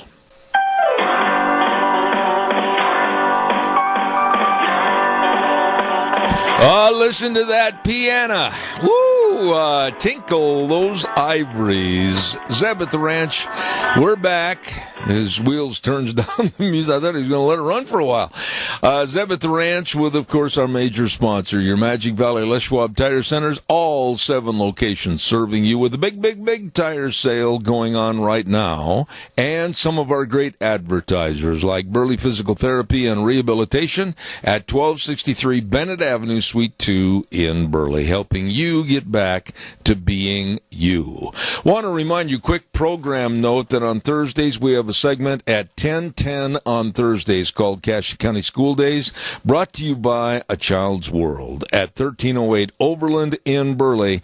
All the cute fall clothes and the baby furniture and, of course, the games, the puzzles, the toys, Cherokee scrubs, it's all there. Family store, Child's World, 1308 Overland in Burley, bringing you on Thursdays Cassia County School Days. Well, it's not Thursday, it's Tuesday. And right now, here he is, the one, the only, what was your name again?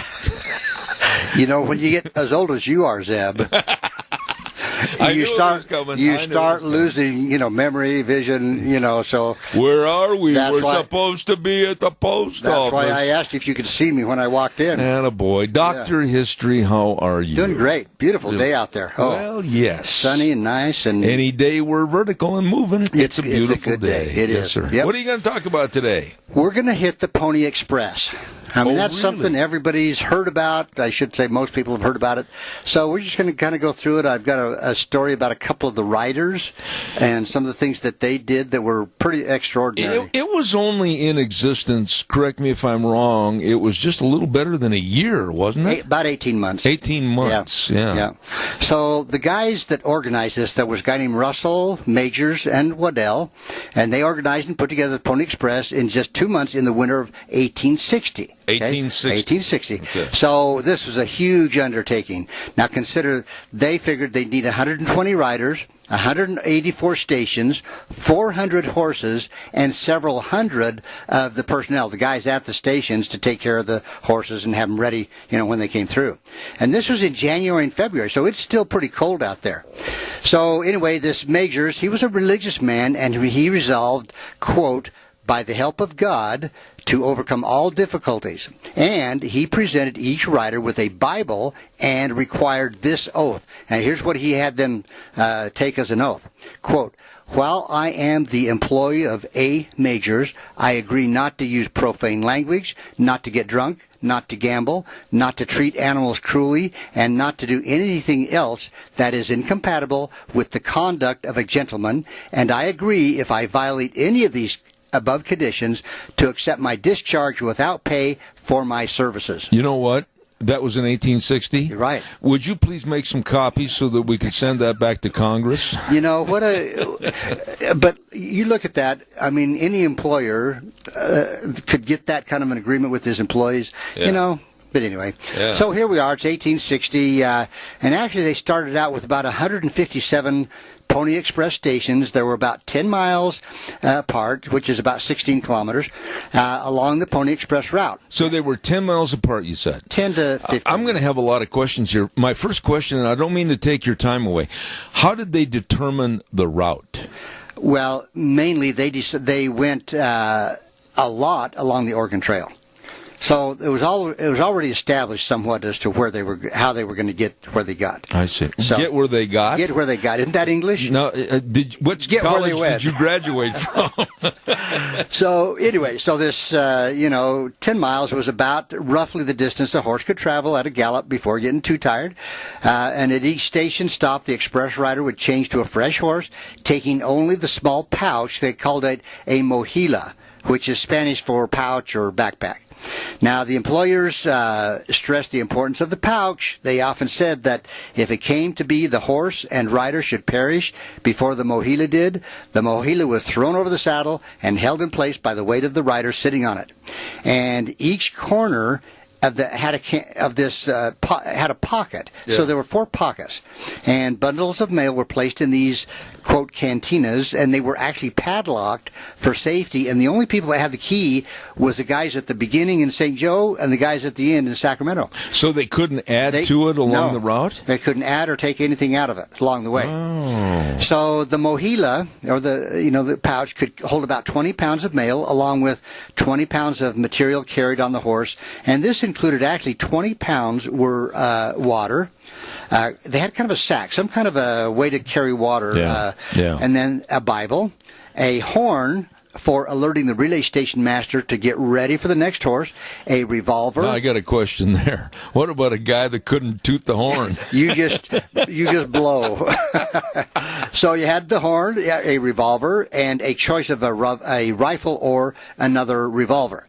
Now, eventually, everything except one revolver and the water sack was removed, and this allowed for about 165 pounds on the horse's back. So these guys had to be fairly little guys. Exactly. Yeah, and actually, they could not weigh over 125 pounds. Whoa. And bull riders. Yeah.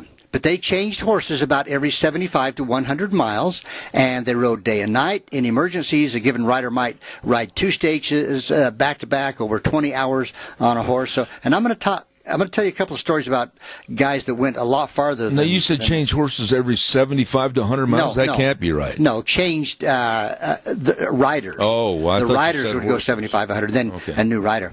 So, the approximately 1,900 miles route, and I mentioned this, followed the Oregon Trail, the California Trail to Fort Bridger in Wyoming, and then the Mormon Trail to Salt Lake City, and from there it roughly followed the central Nevada route to Carson City, over the Sierras into Sacramento, California. So it went down through Kansas, Nebraska along the Platte River. Wyoming went through Fort Bridger. Utah, it actually went south of the Great Salt Lake. Okay, and then on into Nevada. So over by Provo, etc.? Yeah, kind of around the south end. Now, I know where it went through Nevada. Okay. You've been down there by Ely. Actually, McGill. Yes. Yeah. And then on to Sacramento. Yeah. So anyway, the Pony Express mail service existed, as I just mentioned, about 18 months, so 1860 to about 1861, and unfortunately, there's very few examples of surviving Pony Express mail today. Really? And contributing to the scarcity of surviving Pony Express mail was the fact that the cost to send 1/2 ounce, one 1/2 ounce letter, was $5. That is $120 in today's money. Wow. So now at the beginning it was a lot of money and, mostly unaffordable to most people. By the end of the period of the Pony Express, the price had dropped to $1 an ounce, or for a 1/2 ounce. But even that... 1/2 ounce. Let's see, what would that be? About... not very much. An envelope. Yeah. And even at $1 a 1/2 ounce, that was about $24 in today's money. Wow. So it was expensive. It was but you surprised me when you said they didn't take on any more mail along the route. So this was basically Eastern mail that was locked up and sent all the way to the coast. Right, and west back to the east. Yep, that was it. I didn't know they didn't take on. Now, one of the major challenges they faced at one time was the Paiute Indian War, because of the raids and the ambushes initiated by the Paiute Indian tribe in Nevada. Yeah. That's where this took place. Yeah. And that resulted in the disruption of the mail service of the Pony Express, and it took place, like I say, about 1860. But there were 6,000 Paiute Indians in Nevada, at this time, and during winter... And one poor little Pony Express rider. And they had blizzards. You've been across there. By spring, this whole tribe was ready to embark on the warpath because they had not been getting the supplies that they were supposed to be getting. And they ran 12 months a year, the Pony Express. Yeah, for 18 months. How did they get through those passes and everything? It was not easy. But the Indians kind of went on the warpath. They killed a few of the station guys, and so it was a rough deal for these Indians, and they see these Pony Express riders coming through. So anyway, it cost the Pony Express about $75,000 in stolen horses and equipment and gear. How many express riders were killed, and is there a list? I think I'm going to get to that. Oh. I think. So, but during this brief war, like I say, the Pony Express left San Francisco on July 21st, 1860, and this is one letter. Okay, one letter left the Pony Express leaving for San Francisco, and it finally arrived in St. Joseph, Missouri, 2 years later.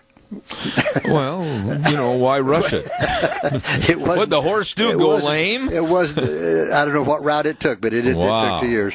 But when they advertised for these guys, the sign said "Wanted: young, skinny, wiry fellows, not over 18, must be expert riders, willing to risk death daily.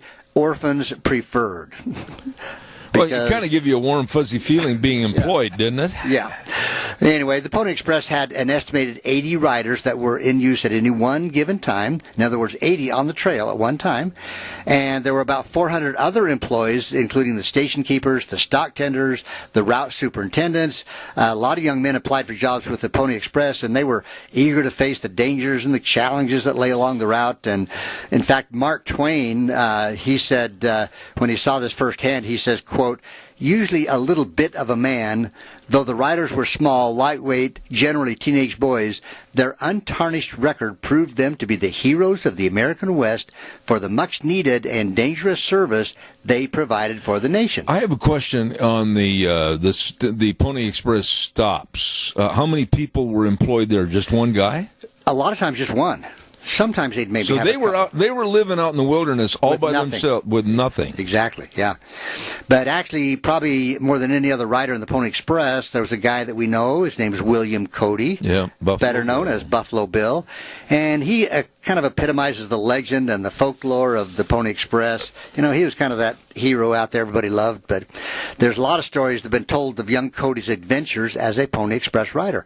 And actually at the age of 15, Cody was on his way to California when he met up with Pony Express agents along the way, and he signed on with the company. But he wasn't old enough to be a rider yet. So he actually helped in the construction of some of the way stations. Now consider this, that they had to build these little cabins or whatever and corrals all the way across. So, and then 10 miles apart. Yeah. Okay. But later he became employed as a rider and was given a short 45-mile delivery run. And after several months, he was transferred to another place in Wyoming. And actually, he made the longest nonstop ride from a place called Red Butte Station to Rocky Ridge Station, a distance of 322 miles. He made it all by himself? Yeah, 21 hours and 40 minutes and a total of 21 horses. So 21 hours. Now, let me ask you. You ride, and I still ride. I don't think I could do that. 21 hours. Ooh, yeah, that'd be like to Salt Lake and back halfway. That's highballing, man. Yeah. Woo. And, of course, we know that he became a scout during the Civil War and earned his name. But he was not that small a man, though. No, he wasn't. Nope. So I'm going to tell you a story about a guy named Robert Haslam, and they called him Pony Bob. I've heard that. Okay. Yeah. And now I got to switch papers here. And you got to find Pony Bob. Find Pony Bob. Okay. Where the heck did he go? Ladies and gentlemen, this is the first time in all these years on the program that Dr. History has run amok. Here it is. I got him. Okay. This is the story of a famous ride by Pony Bob Haslam, who made one of the greatest mail rides in American history in March of 1861. Now, because of the importance of making fast delivery this was actually President Lincoln's 1861 inaugural address. So elaborate preparations have been made to speed the address from St. Joe to Sacramento. So a fresh pony was stationed every 10 miles along the 1,966-mile route. Now, Pony Bob was one of these guys that was selected to make the ride over one of the more especially hazardous sections because the warring Paiute Indians had been attacking the travelers all through that area. And one story tells how Pony Bob received his pouch with President Lincoln's address in Nevada, and he took off, headed west, making the fastest run ever to a place called Cold Springs, Nevada, one of the major stops along the trail to Fort Churchill. And at this point, he hadn't seen any Indians along the way. So this seemed to be too good to be true. Well, at Cold Springs, he asked for a horse called Old Buck. Old Buck. Oh. Not the fastest horse, but one noted for fighting against the Indians, and so he got on Old Buck and on his way to Fort Churchill. Well, Pony Bob found himself charging through a series of ambushes. Finally, Old Buck pointed his ears forward, and you know what? I mean, cowboys, they watch the horse's ears. Oh, yeah. I don't know if people know that, but when you're watching your horse, when he flickers his ears forward or back or something, you know he's hearing something that you're not. So, Old Buck pointed his ears forward and snorted a warning, and Haslam cocked his two guns and rode on. Indians came at him from all directions. He dropped flat on his horse. Bob raced on as the Indians came out of the brush, firing bullets and arrows from every direction. Pretty soon he was surrounded by mounted warriors, several on stolen Pony Express horses. But Old Buck could outrun the Indian ponies, but not the Pony Express horses.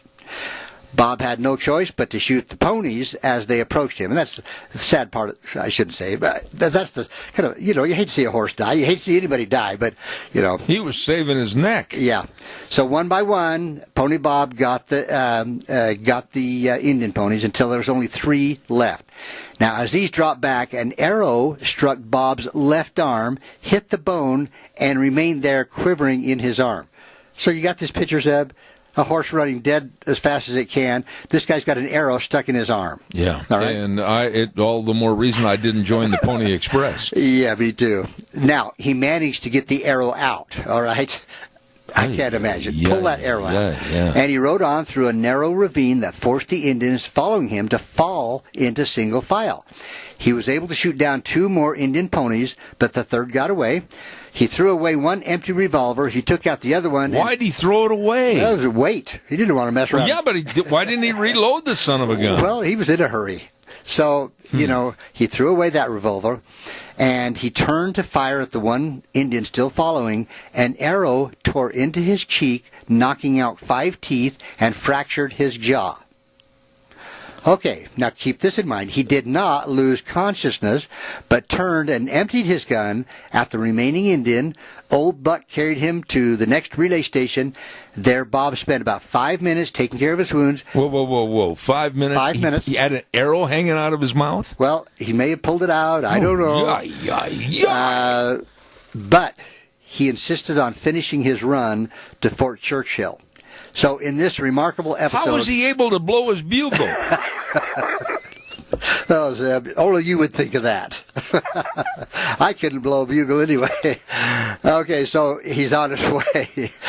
Anyway, badly wounded, and he had gone 120 miles in 8 hours and 10 minutes. And that makes kind of today's Wild West stories seem pretty tame, but Pony Bob's ride was part of the fastest trip made by a Pony Express carrier. So, holy buckets. Yeah. Where are we at? Oh, we still got a little bit of time. We got time. I'm still going back to that arrow hanging out of his mouth. So there was about 400 horses in total that were used by the Pony Express to deliver mail. And the horses, now think of this, Zeb, they were selected specifically for what they could do. So on the east end of the Pony Express, the horses were usually selected from U.S. cavalry units. Okay. Now at the west end of the Pony Express route in California, they had 100 head of short coupled stock called, quote, California horses. Have you heard of that term? Well, California horses? I think when you say short couple and everything, the breeding and the lineage from the Mexican Mustangs, et cetera, kind of like a quarter horse. Yeah. Yeah. Okay. So, and then through Nevada, in the middle part, they actually purchased 200 native ponies in and around the Great Salt Lake Valley. So they had kind of 3 groups of horses that specific for the area they were going to be riding. I cannot imagine. Have you been to that monument there outside of McGill? For the Pony Express riders. Not. And you can look up to your left when you're looking south, look to your left, and you can see the pass they came down through, and then that great big basin valley they had to run across on their way to California. Yeah. Wow, in the wintertime, how did they do that? Well, you know, the horses were ridden as fast as they could, and I mentioned 10 to 15 miles, really by a fresh horse. Now, during the route of 80 to 100 miles, a Pony Express rider would change horses 8 to 10 times. So about 8. But one rider would go that far. Right, exactly. So, and the horses were ridden. Now, sometimes we picture them going at a really fast gallop, and that was true sometimes, but sometimes it was just a fast trot. Yeah. Or a canter, which is, how do we describe that? It's just like a slow gallop. Slow lope. Yeah. But, you know, that's true about the jog. A lot of people see these stupid movies and television shows that show Wells Fargo stagecoaches always going at a gallop. They didn't do that. No, they couldn't make it that long. They didn't do that. So they figure they averaged about 25 miles an hour. Okay. So anyway, there's a lot of great stories about rides and riders. There was a guy named Thomas Owen King who became a rider out of in Utah, and he rode one route, and the rider wasn't there. He rode the next route, the rider wasn't there. He rode about 200 miles, and in his journal he says, even then he said, I wasn't so tired that I couldn't take my girlfriend for a little walk. So these guys were tough guys. Tough. And you know, one thing in the wintertime, how did they ever sustain themselves in the weather? Well, they had to be freezing. And this guy, Thomas Owen King, talks about being attacked by Indians. He talks about one time he became snowblind because if you know, I mean, if the sun's out and there's fresh snow, it's too bright. Too bright. And he became snowblind and had to stay in total darkness in a bedroom for like 3 days before his sight came back. Oh my! Another time he got lost in a snowstorm, and luckily he was able to find somebody's cabin and was able to get into their cabin and get warmed up. But I mean, the things they put up with, and they were pretty amazing. How many Pony Express riders did they lose? You know, I did not see that anywhere, so I don't know. But they actually lost more station attendants than they did riders. Well, they're all by themselves. They're by themselves, and they can run away. Right. In fact, I've got a story that I'm going to tell probably in the next few weeks about a station attendant, and he had adopted a little Pawnee Indian boy that lived with him there at this station. That's a pretty interesting story. What did they get paid? It was not enough, whatever it was. Oh, man. Because, again, you're sitting out there with some nice horses, some hay, grain, some supplies for the food for the riders and food for the attendants. So you were a prime target for the Indians. Well, that's the next thing I was going to ask you in the time remaining. What about the Pony Express riders themselves? I mean, what did they just have, beef jerky to take with them and try to eat? Well, they would have something at the station for them to grab, kind of on the run. But what they would do is it was the first McDonald's drive-in. It was a ride-through. Ride-through. But what they would do is they would get to the station where they stopped, and they might have a few hours or even 10 or 12 hours before they then took the next horse going back the way they came. So they did. They went back and forth between one station or one route to the next route. I see. A lot of the riders would ride the same route over and over, west to east, like and then east to west. Ping pong ball. Back and forth on the same route. So in one way that was good because they got to know the route. Then they knew the terrain better. Exactly. That makes a lot of sense. Sure. Because then they'd know, I stay on this side or that side. Look out for that chasm by that rock. Yeah, here we go. So anyway, Pony Express has always fascinated me, and I guess anything to do with horses fascinates me, and I love. Wow, interesting story. I've got a lot more questions, but we ran out of time. We did. Hey, buddy, thanks. You betcha. Next week, we'll see what you happens. don't know what you're going to do, huh? Okay. All right. Listen, folks, Dr. History, always with a great segment on Zeb at the Ranch. Thank you very much. Oh, Zeb, could I say one thing real quick? You already are. I asked your permission. I want to say hi to Jeff, one of our listeners in Costa Rica. Really? Costa Rica. Jeff's one of our favorite listeners. He's been listening for several years now. Hello, Jeff. So hi, Jeff in Costa Rica. He's probably having a Mai Tai living underneath a shaded hut right now. Well, he has invited me to come and stay. I don't blame if I ever get that direction. Wow. Okay, Jeff, there you go. Hey, don't forget Syringa Plaza, a lovely and affordable senior community in Burley. I'm telling you, it serves low-income seniors who maintain an independent living status. They want to do for themselves, and they can have this with or without assistance. I'm telling you, a Syringa Plaza is absolutely a place you need to check on. Absolutely. One-bedroom apartments with carpeting, and they've got kitchen with electric ranges and refrigerators. Building is accessible to people with disabilities, emergency call system, all of this and more for those that want an independent living status. Absolutely. Syringa Plaza, serving low-income seniors. Please call them today and find out more. 677-4204, or you can stop by. Visit them. 626 Elba Avenue in Burley, Syringa Plaza. We're going to take a little break, send it over to our main studios. I'll be back with Megan Barth in just about 3 minutes. And now, back to Zeb at the Ranch on AM 1230 KBAR. To reach Zeb, call 436-2244 or toll free 1-866-927-4587. And now, here is Zeb Bell. I have my favorites on this program as far as return guests are concerned, and this next lady is one of my favorites. And the reason, she tells it like it is. Not going to mince any words. She's going to let you know her thoughts on various subjects. And we have the co-chair of Red Wave America PAC and the Media Quality Project, Megan Barth. Good morning to you. How are you?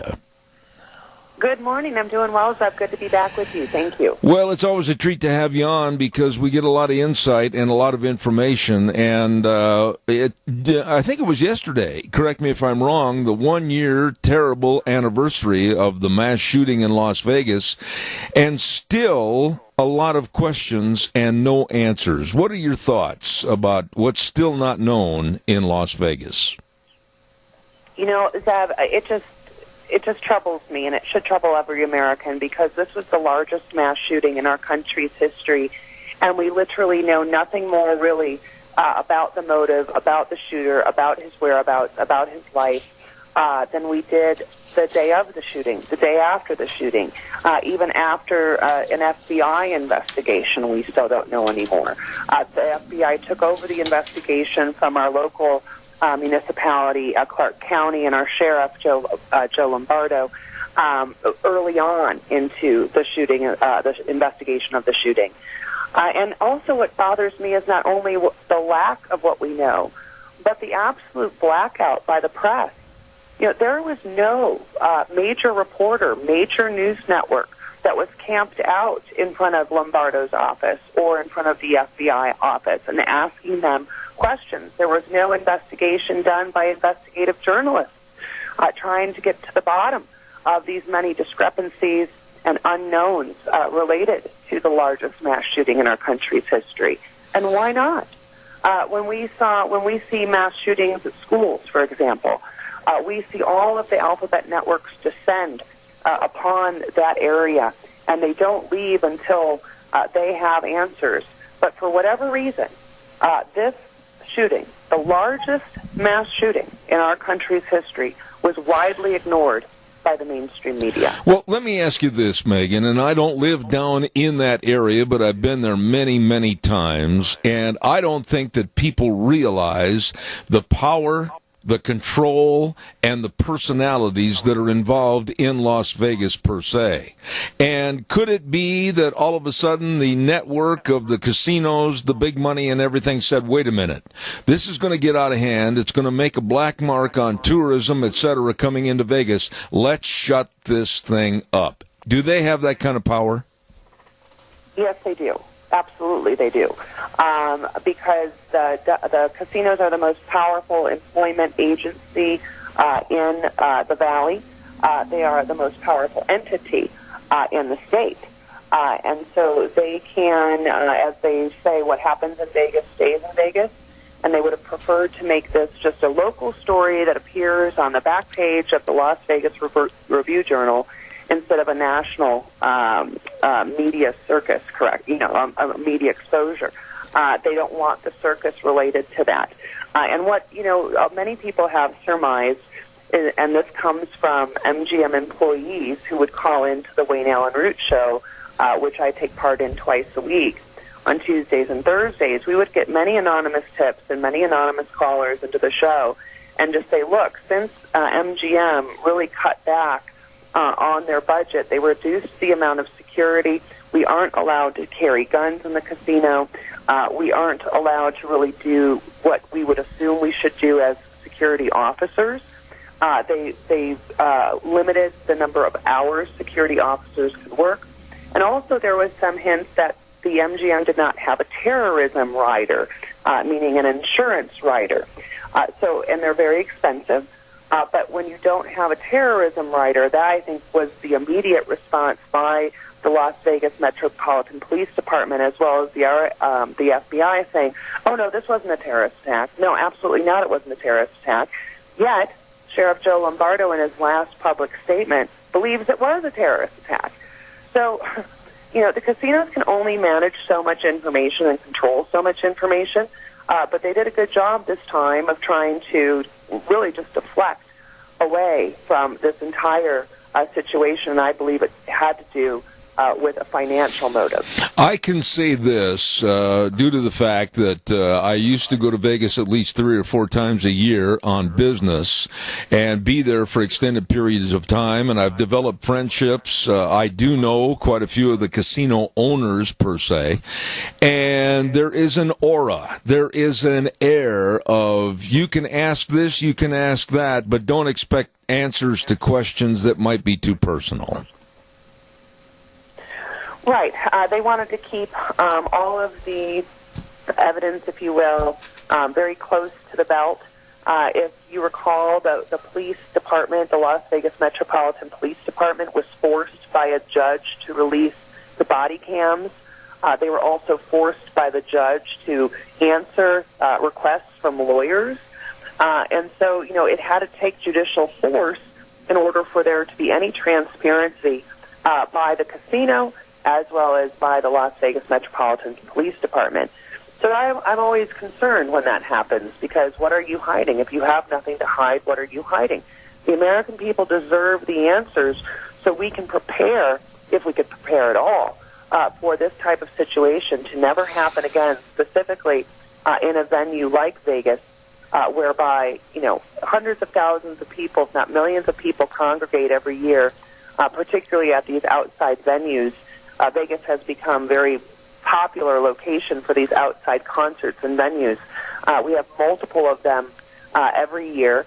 And so how are we supposed to take the appropriate security precautions if we really simply and truly do not know many of the events leading up to the event, as well as the events as well as the information surrounding the main event itself? I want to switch gears a little bit, if I can, Megan, and a story that is just like an itch that you can scratch, and it only gets worse, and that's the Kavanaugh hearings. I absolutely was appalled as what's going on with the delay and the boot dragging by the Democrats. It's getting worse. I don't think this FBI investigation, another one, is going to do anything other than create more of a time lag for the Democrats to stall this till after the midterm elections. What are your takes on what's happening or not happening with the Kavanaugh nomination for the Supreme Court? Well, I simply don't want to live in a world where every woman must be believed, and I don't want to live in a world where every man must be believed. I want a world of due process. I want a world that we are presumed innocent prior to being proven guilty and not assumed guilty prior to being proven innocent. And this is how the Democrats have flipped the whole nomination process as well as our judicial process on its head. And they've done so not for the protection of women, not for the empowerment of women, not to be the advocates of sexual assault survivors. They are simply doing this political theater and this political hit job in order to destroy an allegedly and presumably innocent man in order to protect their power. That's all this comes down to. They do not want the Supreme Court with a conservative majority, which would then thwart all of their efforts to use the Supreme Court as a judicial activist branch of their platform. We witnessed this on the Ninth Circuit, and I always said that if Hillary Clinton were to win the presidency instead of Donald Trump, she would have turned the Supreme Court into the Ninth Circuit. Now, the Ninth Circuit, I'm sure you're very aware of, is an activist progressive court which has been overturned more times than any other court in history. And that is because they interpret the Constitution according to their whims and desires instead of interpreting the Constitution as it is written. And so if we will confirm Kavanaugh, which I believe will happen this week, according to Mitch McConnell, the vote will happen this week, which tells me that he believes he has the votes. We do have the majority in the Senate. Just want to remind the Republicans of that. This could be all done by the end of this week. If we have that presumption of innocence. And if we demand that any allegation that comes forward, no matter how severe the allegation, must be corroborated and substantiated by evidence. They just dismissed charges against Cory Booker, the Minnesota Democrat Party, just dismissed charges from related to Keith Ellison because the lawyer of the Democrat Party of Minnesota said there was no corroborating evidence to substantiate these allegations. And that's simply what we're saying when it comes to Brett Kavanaugh.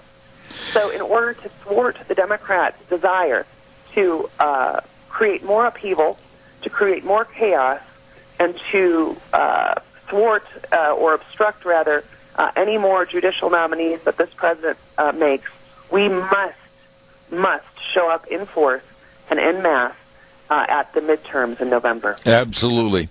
You know, Megan, take this for what it's worth, but the Kavanaugh family, the wife, the children, the related family members, the business associates, everybody is going to suffer dearly for what's happened with the Democrats on this nomination. And I don't think it's going to end if he is appointed to that seat. I think it's only going to get worse. I really have heartfelt grief for the entire family and their friends for what they're going through. Well, this is simply a dress rehearsal for what's to come should the Democrats retake the midterms, because they will use these types of destructive tactics against any conservative nominee or any conservative potential candidate, any Republican conservative candidate. But then they'll also use the power of the Congress or the Senate in order to go after Donald Trump and his family in this manner. Brett Kavanaugh is simply their first victim in the long line that they have prepared in order to destroy the Trump presidency, destroy the will of the people in order to take back an ounce of power. You know, their idea of this country comes from what Barack Obama said. He wanted to fundamentally transform it. No one in the media asked him what he meant by that. Why do you need to fundamentally transform this country? What is so inherently wrong and foundationally wrong with this country? What would you like to fundamentally transform it to? And so the Democrats, for a very long time, and I've witnessed this as well as you have, we've been around the political water cooler for a long time, we have witnessed how the Democrats have always apologized for this country.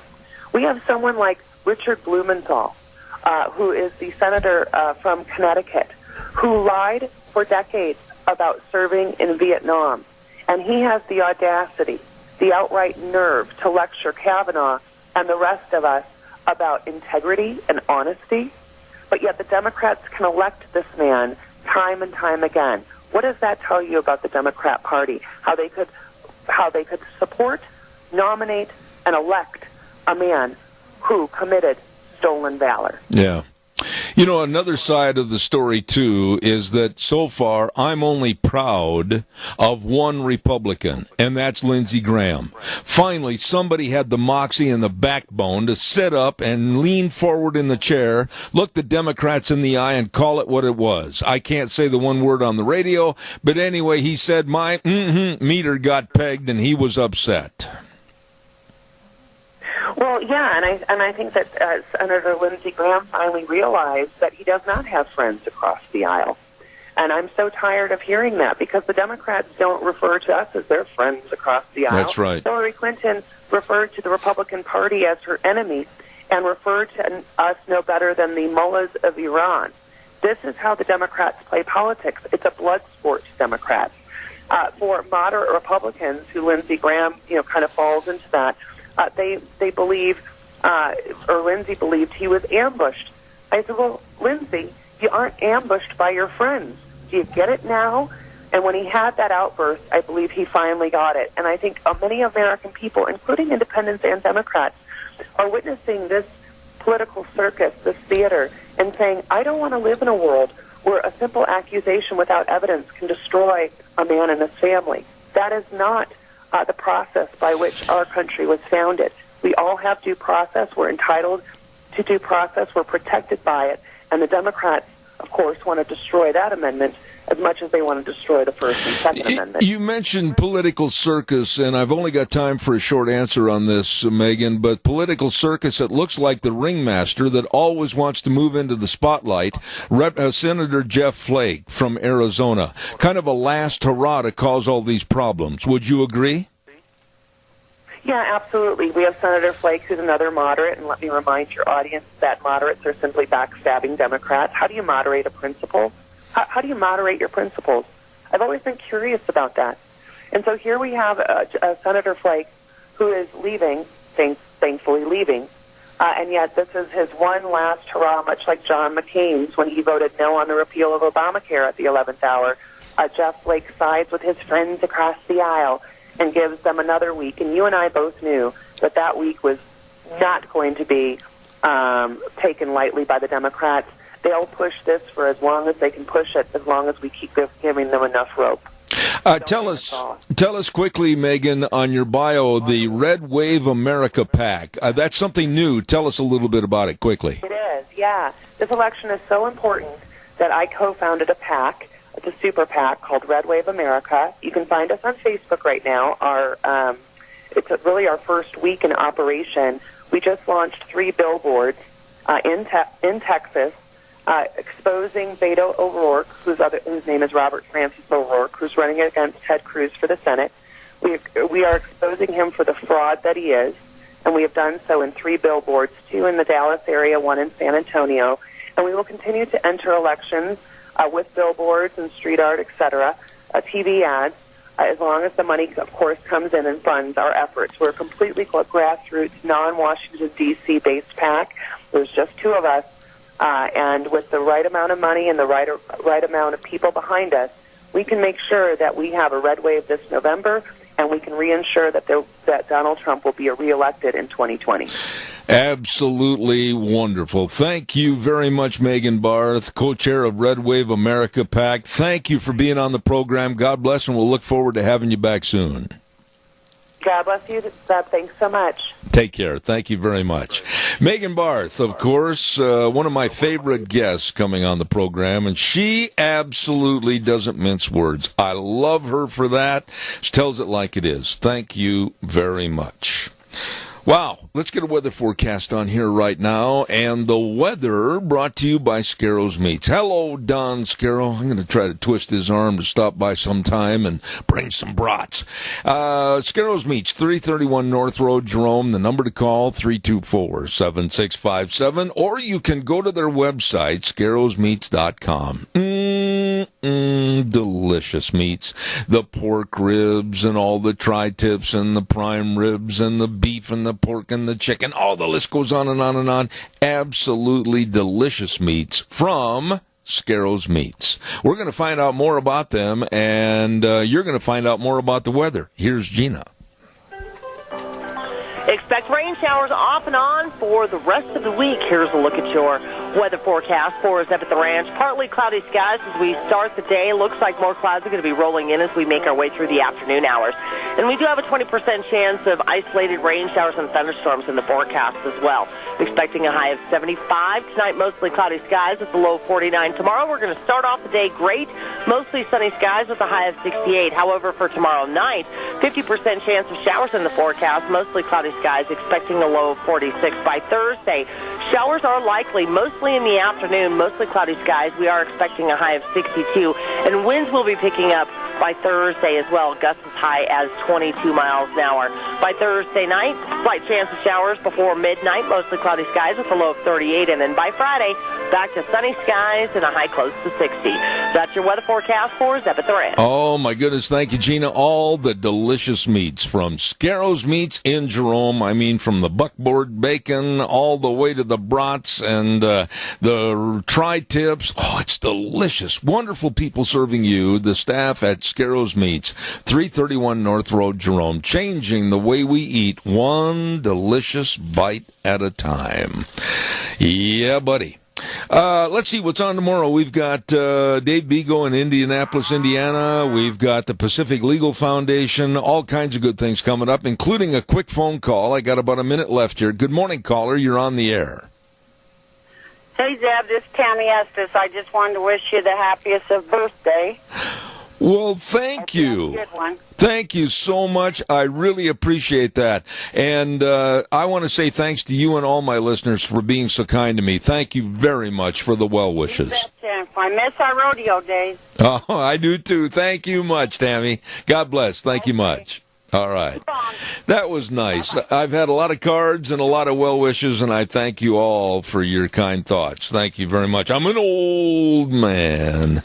Anyway, we want to say thank you to our big sponsor, and that's your Magic Valley Les Schwab Tire Centers. And they're having a great big fall tire sale right now at all 7 locations. You better believe it, for your car, pickup, SUV, trailers, everything you need tires for. They've got tires on sale, all the different tread designs, all the sizes for you. Stop in and check it out today, along with the best in brake service, front end alignment, shocks and struts, batteries, all of this and so much more. But above all, the best in service. Your Magic Valley Les Schwab Tire Centers, Lane and Rupert, Dave on Blue Lakes and Twin, Mike and Buell, Mike and Jerome, the Twist family in Paul, Daniel on Poline in Twin Falls, and Randy on Overland in Burley. Your Magic Valley Les Schwab Tire Centers. Thank you much, everybody. And we're going to remind you that we get a lot of people every day sending in notes that they'd like to be on the mailing list for our blog, Cow Pies and Coffee Cups. Don't forget, just send me an email with your address. We'll click it on and get it taken care of. It comes out once a week, normally on Fridays, Cow Pies and Coffee Cups. And we'll be back here again tomorrow morning at 8:06. Ride the horse for 3 hours on K-Bar, 12:30 a.m., and then streaming live on the internet service, zebbell.com, where we always wrap up the program by saying the way things were are the way things ought to be, and of course, The world needs more cowboys. Wheels, good job, buddy. See you tomorrow morning at 8:06.